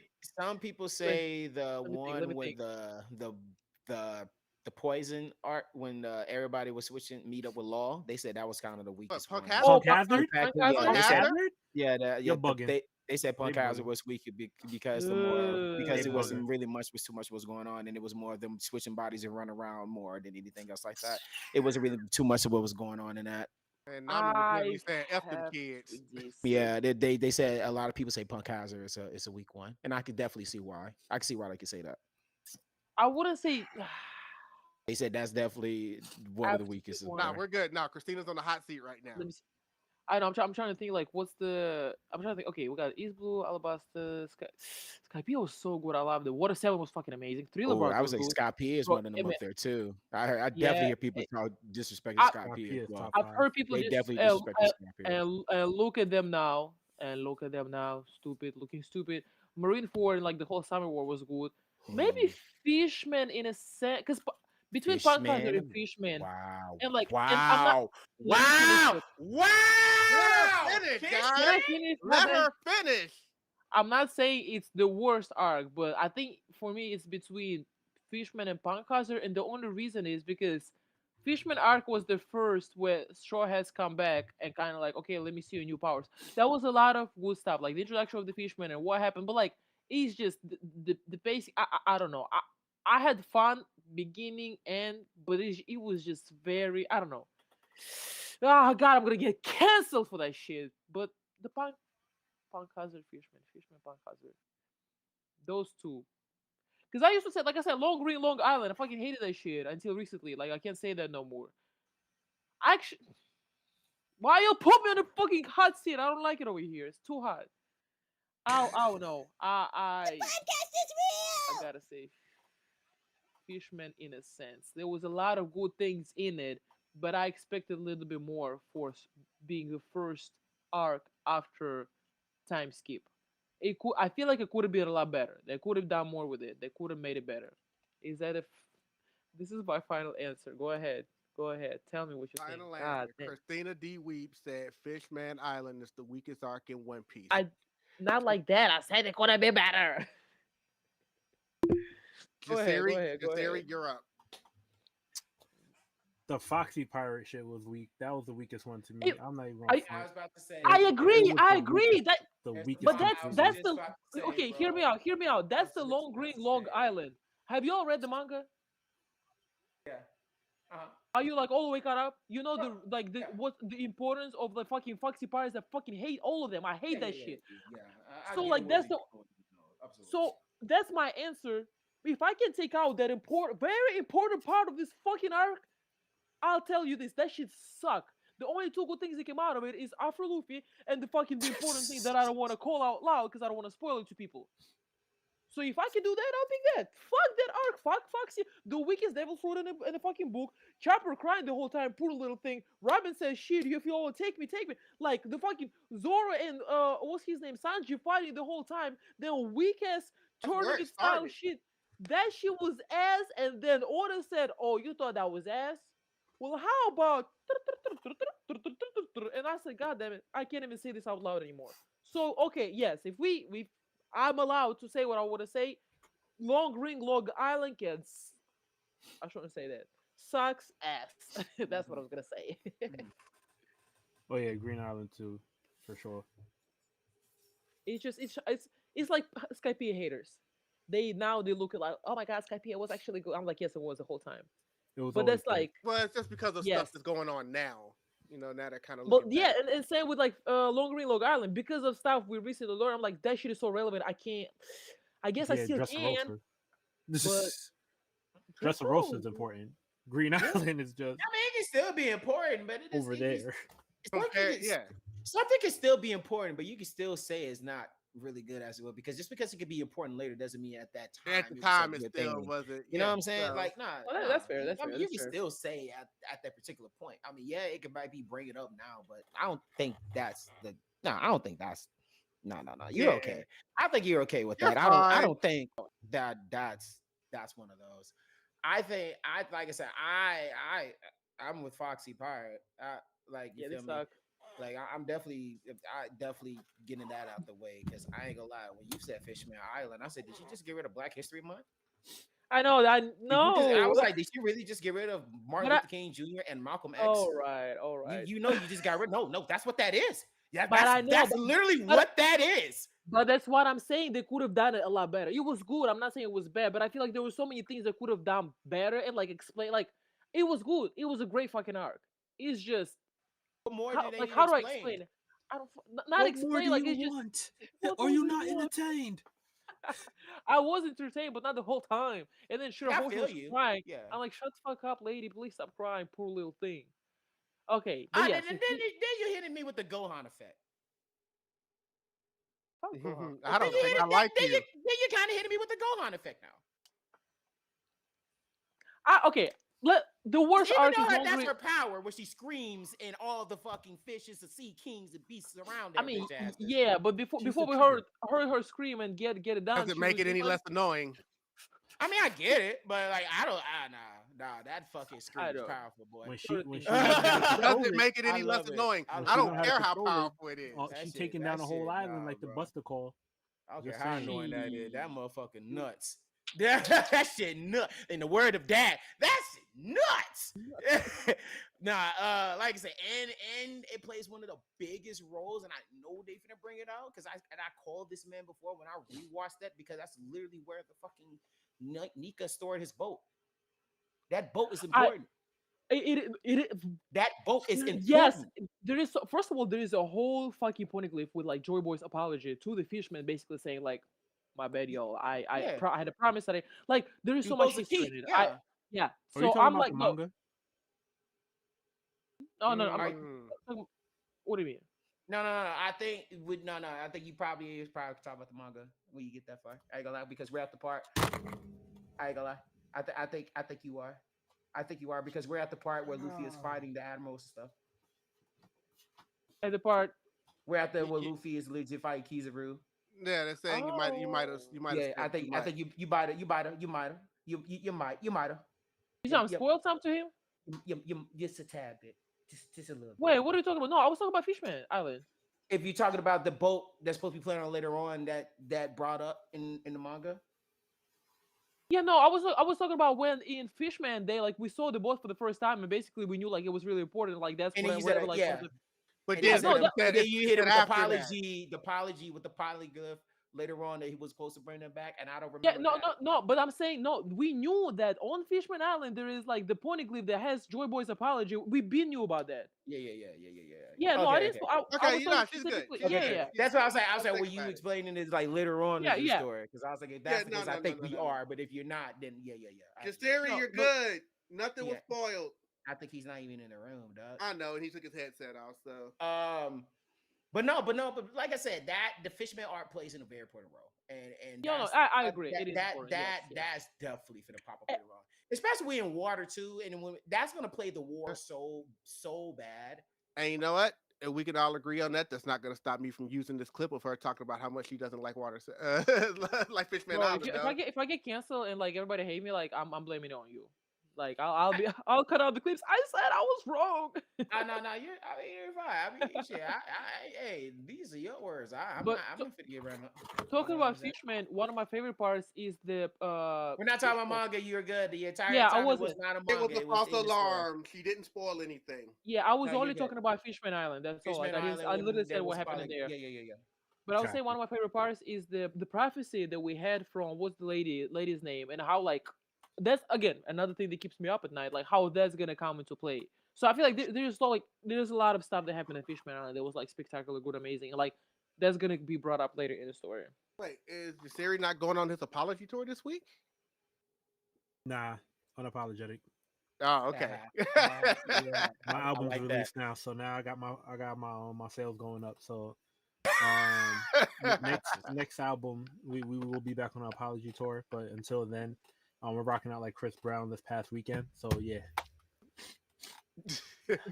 And with that, we are gonna go ahead and move forward. So, Kristina, agree or disagree? Carrot should have joined the Straw Hats. Aww. Disagree? Fuck Carrot. I don't give a Right. fuck about Carrot. You're right. Yo, I fuck don't that buddy give a- bitch. Yo, who gives a fuck about a piece of carrot? Nobody gives a fuck about a piece of vegetable. Get that vegetable on that goddamn island. Get in the hell I no. don't What care. about her What and she gonna do? Chopper? She gets Man, fuck get no. to that chopper Bring on no somewhere else, violence. bro. No, that's too long. Hey, it's cool. That's all you got, and you get it once in a while in the full moon. And the specific condition have to be met for you to be. Fuck no. I'm sorry. I never liked Carrot. I never liked her character. I never thought she should have been a Straw Hat. No. Oh, Carrot should join. Yamato should join. Thank you. I was about to say Team Yamato in this bitch. Bibi. Fuck that shit. Bibi Man, should join thank you. before Team Carrot. Yamato in this bitch. Fuck I don't give a Carrot. yo, fuck that piece of carrot. I don't care about little baby carrot. I like carrot cake though. But I that's do just like my- carrot cake. Fuck you talking about? This ain't rabbit season. Fuck out of here. I agree. Yeah. Fuck outta here. Disagree. The hell? Completely disagree. I ain't care about that goddamn carrot. We good over here. Hey, Team Yamato for life. Whoa, for days. bro. First of all, there's nothing that says that they both couldn't have joined. But anyway, Jasirii, No. anything you want to say about this? Oh, fuck that carrot. Fuck carrot. The All my only way I homies hate would have carrot. been Sorry.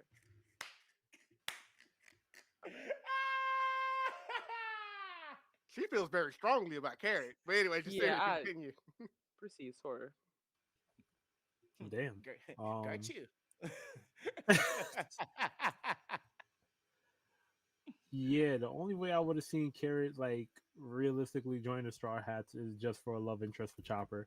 Other than that, nah, I ain't gonna lie This to is you. not Live Island. This is it- One Piece Laugh Tale Island. Look here, we fuck with you. We understand when you need to go get your get back with Pedro, bro. We understood that. We understood. Hey, Pedro we blew got that. himself Hey, I get for no you though. reason. So are you saying it's because she's not strong enough to be on the Straw Oh, Hats? that's not what I'm saying at all. That's No, not what I'm saying at asking. I'm not saying that's what you're saying. And I'm not actually talking to Kristina. all. I'm not I saying said- that at all. But go for it. She just don't bring no value. She's not like something super cool, different. We already have an animal that can speak. Why would we need another one? Man, come on now. Yeah, And- yo, talk your shit. Talk I your was shit. gonna say, like, okay, like I said, so long as once in a lifetime appearance, what else you finna do? Just be there as if I can.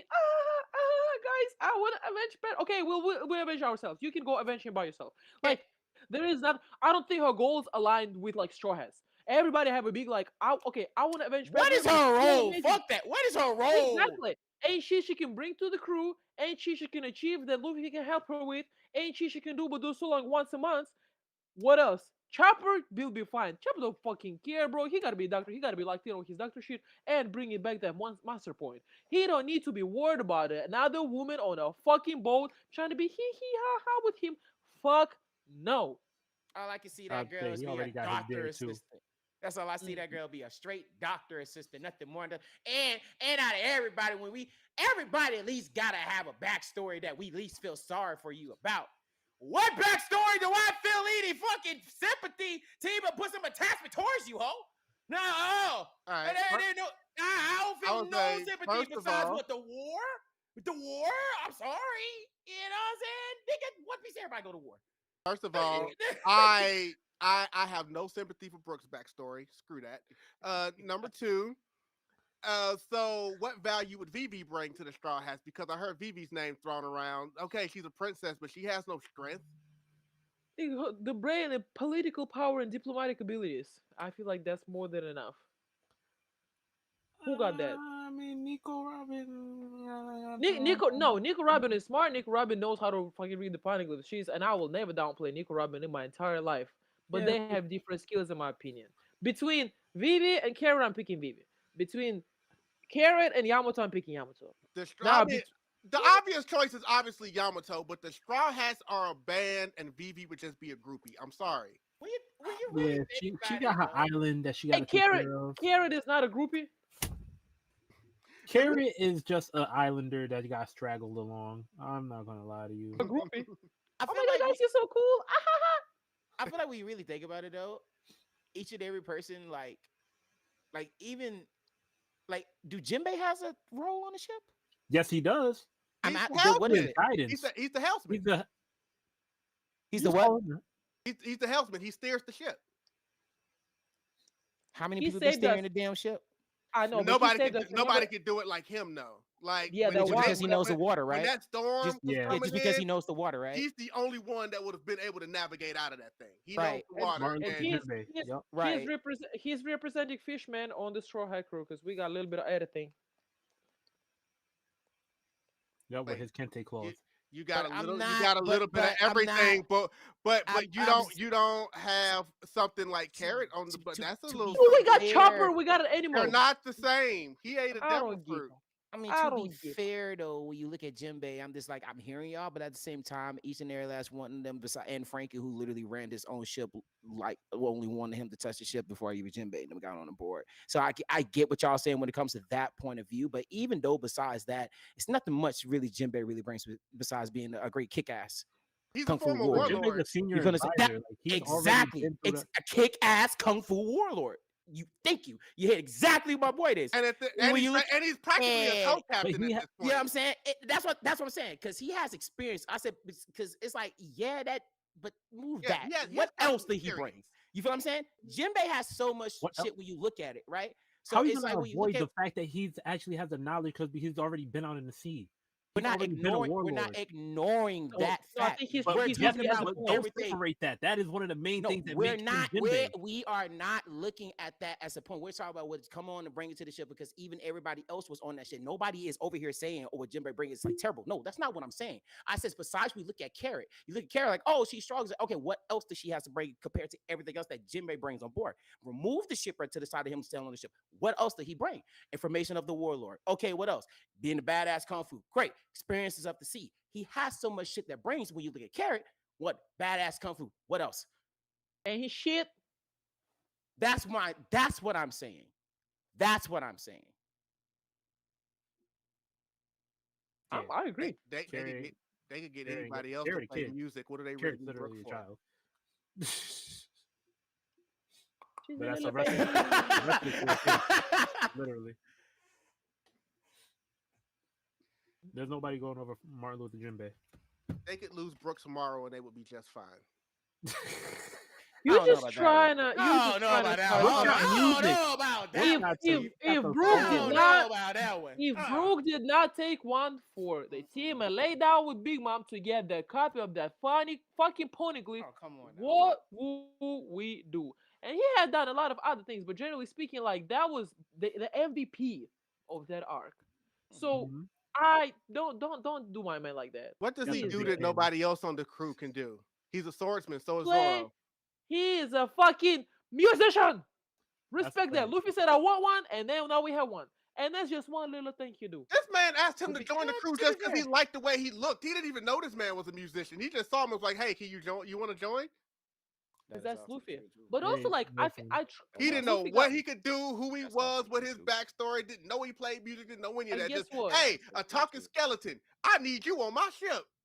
Sounds about right. And guess what? Brooke was struggling with trying to figure out what is my role. Like, what do I have to do? Like, he was trying to help everybody, but it's like, bro, like, we got it. We got to do it. And then of the day, he found his place and he fit in, and they love him and he loves them, and he got to go back to Laboon. And it's a cool, like.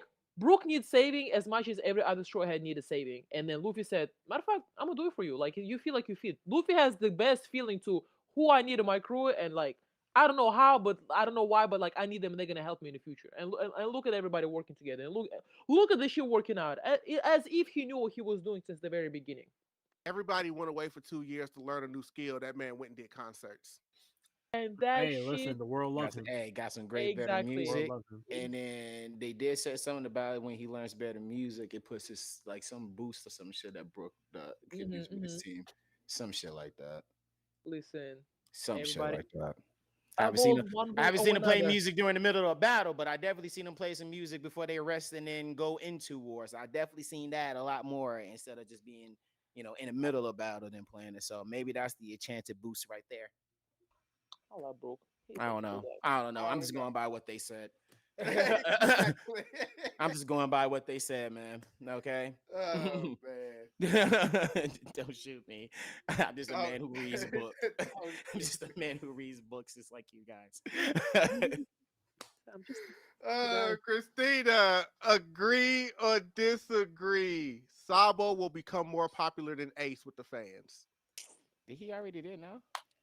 I kind of see it. People like, well, Ace is not as obviously as relevant as he used to be. Like, and especially after Wano, like, ain't much we can talk about until I feel like until Sabo fight Akainu, Koi fight Akainu, we're not probably gonna see Ace again. So, I'm like, unfortunately to me, as you know, Ace is one of my favorite characters. Like I said, like he probably will, and I love Sabo, and I love that Sabo got his devil fruit, and I love like he's obviously the all three brothers, and like there is this parallel between all three of them, and I love that Luffy has another brother in Tulino, and I love that Sabo has Luffy Tulino. So like. I'm okay with it. Yes, I think it'll happen. It's already happening. I love Sabo. Sabo is an amazing fucking character. He first of all, remember that one part he said, "I ain't reading that shit." So I truly I agree with it, and I'm okay with it. Like it's not as Ace being my favorite character. Are you starting to like Yeah. Sabo more than Ace? I don't know. I never will because like why would I just switch out from my favorite character? Like it's basically like oh well you give me some more backstory and now no like So, when I say it's respect. my favorite character. You're be my not favorite gonna character. switch, but you feel like everybody else will. But no, but it's not like everybody think. It's not like Ace is everybody's favorite character. People hate an Ace He's a a lot. lot of People, people's favorite character. I'm a 50-50. I don't know. Maybe I haven't met much. Every time we talk about Ace, it's fucking. I'm beefing with somebody because they say what we talked about previously. And to be fair, to be real, Uncle, we don't really hear a lot of people actually say a lot of good things about Ace when we go to these cons. I mean, we hear the donut jokes, but Yeah, but okay. but you hear what I'm saying though, right? If that's the main thing people always go to, besides everything else Ace has done, that kind of shows how they feeling about Ace. I'll rephrase that. He's a lot of girls' husbando. They drool There over you go. this guy. Let's say that. There we go. I mean, yeah, but that's so I will think, like, Sabo ever Yeah. replace his, There you people go. in their hearts? So I think if you specifically like Ace as a husbando and it's like, oh my god, he's so hot, oh my god, this and that, I don't think Sabo will replace him. At the same time, as a character, because I like Ace in all types, like I think he's a great character. I love like how he what you laughing at, bro? You're so funny, bro, because you standing by your man. I know, but that's what I'm trying to say. love Like, it. obviously, like I do like him as a girly pop, but also like I love his character. Like it's not just what he look like, bro. It's not about the looks, guys. But it's like it's him having brothers. It's him like stepping up for his brother. It's him stepping up for his family. It's him like being free and growing up and growing up with Luffy and the way he being brought up and the I know fact that that's right. fucking pirate Roger said like all the shit he has to deal with because of Roger. And it's like there is so many things about Ace outsiders just him dying and him being hot. Like there's other things about him that I enjoy and like as a character. So for me personally, Sabu will not replace Ace as a favorite character or as a hot character or as anybody else. And the same thing for the girl. It's like if you literally look at Ace as like, oh my god, he's hot. Why would like you like his looks? Why would Sabu replace him just because he has the same devil fruit? Like it don't work like that. Now there is girls who think Sabu is hot too, which he is. Hey, Sabu, don't sleep on this man. But Sabu as a character is an amazing character. Ace is still my favorite character, but I still appreciate Sabu and I love him and I cannot wait for him to do more. Sabu was in a room with you know who and still made it back. Sabu is that guy. Like he's gonna become even more popular, I think, I mean, he's just the as a emperor. character. By the way, that's actually been Yeah. animated, so you could have said that if you. Okay, was because like- I've been I was like- forgetting. I've been so like, Yeah, I was like, he's yeah, like yeah, they claim him as bro, the with emperor. emo in the same room, bro, and escaped somehow. Mhm. So regardless, I do think Sabo gonna become more and more popular with more chapters coming out. This, and that, and like. But if Ace was your character since the very beginning, I don't see him be like, oh yeah, I just like Sabo more now. You can like Sabo more as a meta Nomi user. I think that's fair too because like he's probably gonna do more things with it or different things with it, which is fair. He has more time. He's a different character. He has different skill set, so you can like that more definitely. But like as a character, it's not like oh, like he will be more popular, but not for me because Ace is my favorite character. So you know, I'm not just gonna switch out. Be like, but still respect to Sabo, my guy. Okay, fair enough. Jasirii, you know, one thing we do say that my nephew I have to go back on. We do see a lot of Ace cosplayers when we go to cons. So I guess the best way to say it is, are they going to start getting outnumbered by Sabo cosplayers? Probably not. Less clothes. Probably not. Less clothes. Just because of preferences. Yeah, they're gonna be like, yeah, shirts off.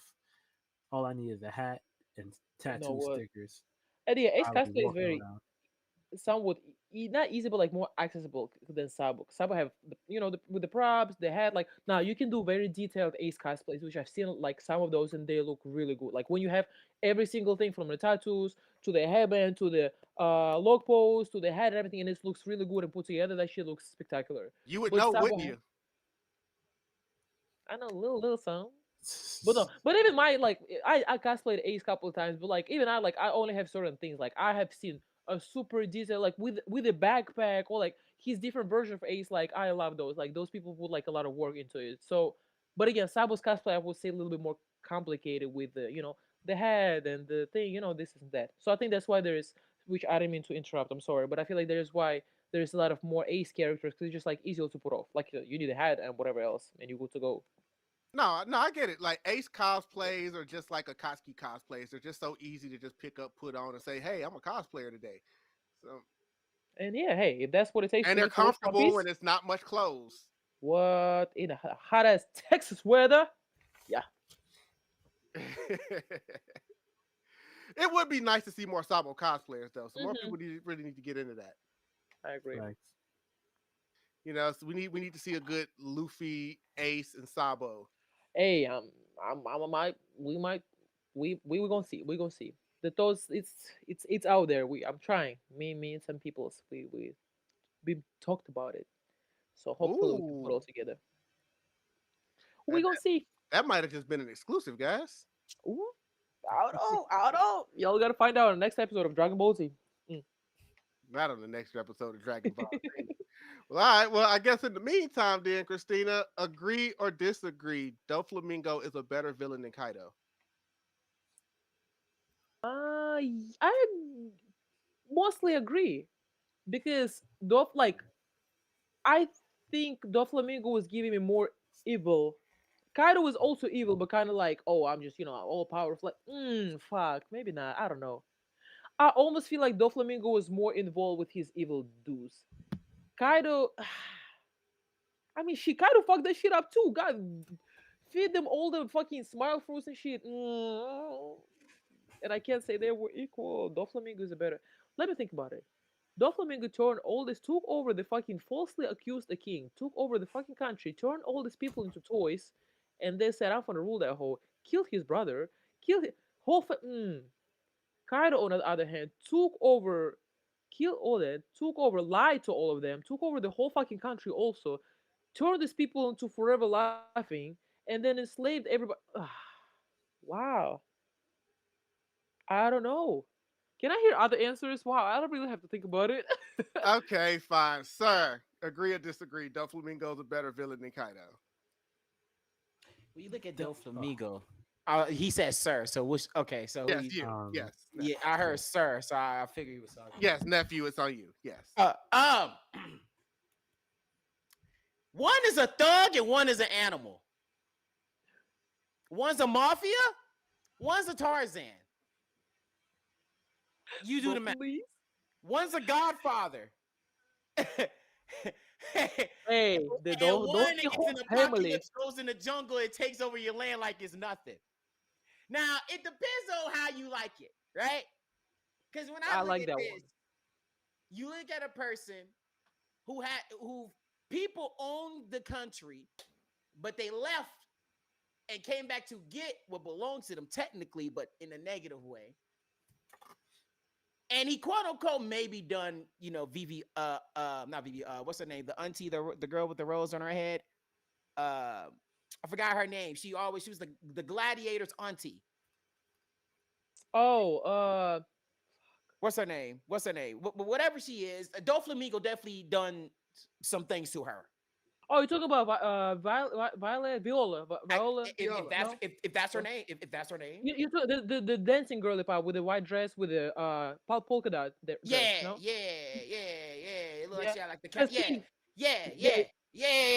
Doflamingo definitely does something to her. So it's like when you Oh. look at that and you see that, and then you look at Kaido, he definitely is. Oh, but then again, though, if it wasn't for Doflamingo, all those people in the island wouldn't even have those smile fruit. But then again, he made a deal with Kaido to be able to do that. So when you look at it, it's like they both can have an equal plane, but it's all Yeah. about. I think it's about Sinister and Aura to me. Yes. And I'm looking at one person that just does something crazy. We just like, yo, somebody whoop his ass. But you look at Dolphy, you was like, damn, this man killed his own brother. I have something to add. I think when I was watching, Dressrosa, I literally thought like he's gonna win. Like how we're gonna defeat him? Like how I didn't know how we're gonna defeat him. While I was watching, like I was reading. Obviously, I didn't know about Gear 5, but when I was reading Wano, I was like, there is a way. So I almost have to say Doflamingo. I'm gonna say Dolphy because he had more of a thug. He's a mafia, and mafia does what mafia do. And I'm not downgrading what Kaido done because they had to do a generational back in time Thanos to come back and do what they got to do. So it's very close, but I'm gonna give it to Dolphy because he was the one that's absolutely supplying the stuff for Kaido. And he definitely made people forget about their. Oh my God! You forget about being your friends and family. You don't even exist. You turned into a toy. Oh my God! You turned into a toy.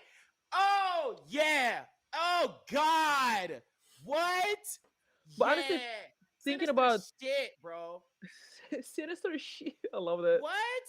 I then feel you say like fuck your parents, bro, for a good. Hey, yo, Dolphy for sure. Yeah. Give it to Dolphy. Yeah. Give it to the thug. Give it to the meat coat. Meat coat. Free thug. I will say this: Jasirii, we know how you feel about Doflamingo, but do you agree with that statement? Yeah, I agree. Without Doflamingo, he was a mastermind behind everything. Even Kaido said it. Kaido said that, we're running this for Dolphy. So that's actually that's a good point because he had a plan with that nigga. He told this nigga to do that shit, and I made a plan. There was gonna be some real issue because he's Kaido. So, and then they had a good plan, like you give me this and I give you that, so we have a good exchange. But overall, though, fuck you. You better give me what I supply. But again, I do agree. If it wasn't for Dolphy, 100%, them smile fruits of those island people would not be smiling forever. Oh yeah, nah, bro. Doflamingo it is. Dolphy's different. He's a thug. Say, he's a look, thug. He's a thug, nigga. That's a thug. I always put it like this when I say when it comes to situations like that, when it comes to Dressrosa, obviously when you saw everything that's going on, me and my mom was like, somebody's got to get Dofi out of here. I want Dofi gone, like because everything he's doing is like, nah, bro, like Dofi's got to go. When I look at Wano, I care more about Orochi going than I did Kaido. It was because the girl needed to eat and she never had experience with food, was right? Because he was more doing actual stuff in Wano. Kaido was over here chilling. I see what you're saying. Yeah. Like I was more like Orochi. Like I was more satisfied when they got him. Yeah, Orochi is different. Yeah, if you say Orochi, that's a way different, right? That's why I said I was more worried about them getting him than I was over Kaido. Because Orochi was a person that like that's a person that you just didn't like. I don't like it. I can see why you have that. So that's why I also will say yes, Doflamingo, because Doflamingo had to go, but when it came to Wano, I cared more about Orochi being gone than even Kaido himself. Not saying that Kaido was a bad man, but just throughout the mix of that, I'm like, somebody get this dude right here. Somebody, right. I wanted Zoro to get him right there on the spot. When you made all those dudes laugh at your boy that Yasui dying, everybody's laughing. I was like, nah, somebody get him now. Nah, what? That was a dumb for sure. Nah, but that's what we got. So, Kristina, we are almost at the end. We only have one more left, and we are going to pivot away from agree or disagree because we have to go to our other game called One Has to Go. And we are going to do One Has to Go One Piece Arc Edition. We have not done this in a while. So, Kristina, One Has to Go, Marineford, Wano, or Water 7. Shit. Why would you do it to me? Oh my god. Marineford, Wano, or Water 7. One has to go.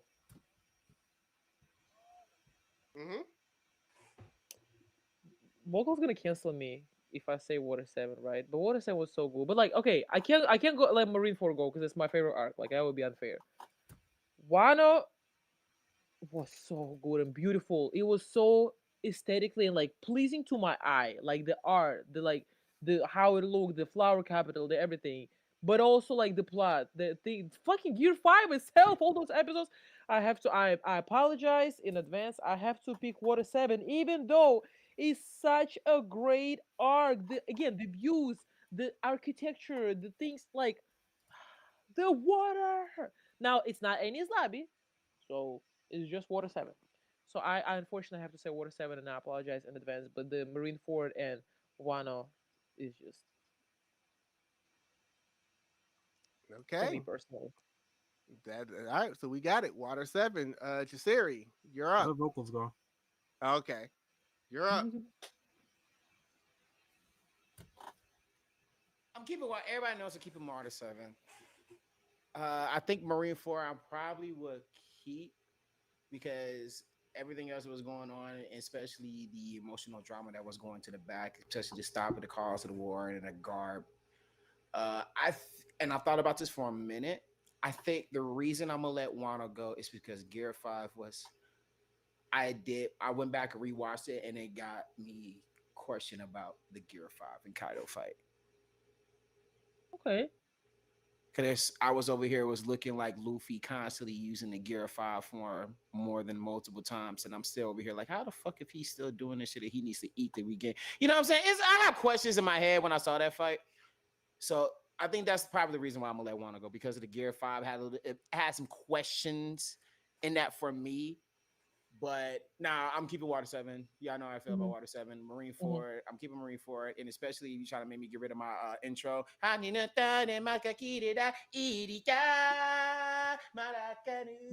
keeping that one. We falling out of the sky saving Ace. What you talking about? We falling out of the sky from Impel down. I can't get rid of that. I love that. I can't get rid of that, bro. So I'm gonna say Wano. And I can see how people probably look at me crazy, be like, "Why would you say that?" Yeah, I say what I said. I'd say. You're allowed to say what you said. Even Kristina prefaced it by saying she'll probably get canceled for saying Water 7. Yeah, that's a crazy statement. Every gotta go. You said Water 7 as well. Water 7 gotta go. We canceling out the hype for Gear 5 and then the delivery for Gear 5. Yeah, no, it's way too peak. It wasn't even overhyped. It was not overhyped at all. Looks like a whole Tex Avery cartoon, and that's very old school for me. But obviously, Wano is my favorite arc. I've covered that, and Gear 5 is a added like carry on top. But I loved Wano before I even knew there was a Gear 5. Just the actual story that was going on the actual island of Wano itself. Like I said, when I meant it, when I said, no, Orochi's got to go, like that's how emotionally I invested I was in that town and just listen about Odin and the backstory and just all of this stuff. The characters that we met on there, just seeing what everybody was going through. Yes, then when you get to the other island and you see the betrayal, with everybody, and then the fights. Like you said, Kaido doing everything, Robin, having her shine, Nami standing on business and refusing to say that Luffy will not become king of the pirates. It was like, Chopper having his moment, freaking Queen. It's like Wano's that's just what it is for me. So I will have to 3 for 4 it on Water 7. Okay. Decisions were made. I love Water 7, and like I said, and I really do like Water 7. For me, I had to decide which ones I was gonna put in and out of here. Like you were saying earlier, if I'd had any lobby on here, I don't know what I would have done personally. But no, we have reached the end of the podcast. Kristina D Weeb. Oh my god. I always ask when we get to the end. Final question: how are you feeling, lady? Amazing! Oh my god! Like y'all know I love talking about One Piece. Like everything, I love hearing different opinions. I love arguing about things. I love just like anything and everything. Like the things we agree on, the things we disagree on, the things like people think and don't think. Like some of the things like that I didn't even think was a thing, and that was a thing. No, I feel amazing. Oh, I'm so glad we got to do it. Thank you all so much. I have had a blast, as people say nowadays. But no, I had the most fun. I love talking about One Piece. I love talking about everything else. I love all y'all. Y'all the greatest people. So just being able to spend this evening with you guys was amazing. And thank you all so much for inviting me. And thank you so much for listening to my One Piece friends and opinions. Oh no, so no, you're definitely welcome. So I will say, is there anything else you would like to say, Kristina, before we get out of here? Well, if you don't know by now, watch One Piece, read One Piece. I'm gonna say it again for the people in the back. Watch One Piece, read One Piece. And that's all I got. That's all she's got. One Piece through and through. Jasirii, anything you want to say before we get out of here, brother? Kristina, thank you for coming onto the show. Wonderful. If you don't know, One Piece basketball goddess right here. You know what I mean? Also fluent in multiple languages. You know what I mean? And, Saturday, Brody League, we are starting on the floor. So it's going to be live on Twitch. Also, we're going to be opening packs on Sunday, like Drell said, at 7 o'clock.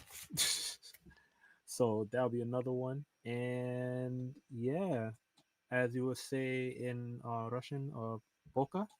Okay, пока. Okay, thank you so much, King of New York. Sir, floor is yours. Anything you want to say before we get out? Of course, you already know what I gotta say. I know what you gotta say. It's a lot I gotta say. So we're gonna start off what I like to do first. You know what I'm saying? To let you guys go off in a great motivational thing. If you want a motivation, I got one for you. It was in my head for a long time. Be careful who you say you love to, because legs open very easy.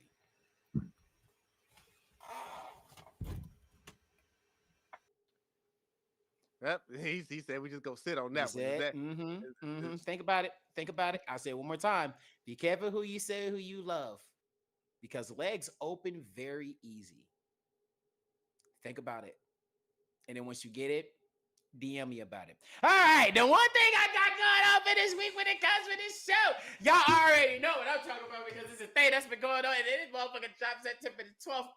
And guess what? And I'm going to tell y'all about it again today. I say this once and I'm going to say this twice. I'm going to say it 3 times. I'm going to say it 4. I'm going to say it 5. I don't care. Yo, go watch the Demon Slayer Infinity Castle. Please. Go watch it. I'm telling you, you would not be disappointed. It is 10 out of 10. I said what I said. It did not disappoint it. I read all the mangas in chapter. It followed every single thing through fluidly. They even added some things into that bitch. They even made me feel like, oh, my 3 living God. So please, go watch Demon Slayer Infinity Castle. If you got a loved one, watch it with it. If you got kids, I wouldn't recommend it, but hey, it's anime. People watch Dragon Ball Z. Dude, please, by all means, go watch Demon Slayer Infinity Castle. You would not be disappointed because I promise you, you will enjoy it just like I did because I was in the end of my seat. I was in the end of my seat, and I love it. So please, go watch it. Be sure don't do it as stupid. And also, before I even go, make sure you tell somebody that you love them. Before you say that, though, legs open very easy. Be careful what you say it to. All right. He is obviously very serious with that quote. Well, that is the time that we have this week on the podcast is real. Just remember, if for some reason you missed this episode of the podcast is real, it will be available immediately right now, right here on YouTube. You can watch it anytime you want. And then this coming up Monday, this full episode will be available on other platforms in case you're out and about and you want to listen to it on those. That is Spotify, that is Apple Podcasts, that is Amazon Music. Monday, they will drop on all of those. So in case you want to wait, you out, like me, I'm a DoorDasher. So I listen to podcasts while I'm out working. So it could benefit you. Maybe you want to listen to a podcast while you work out.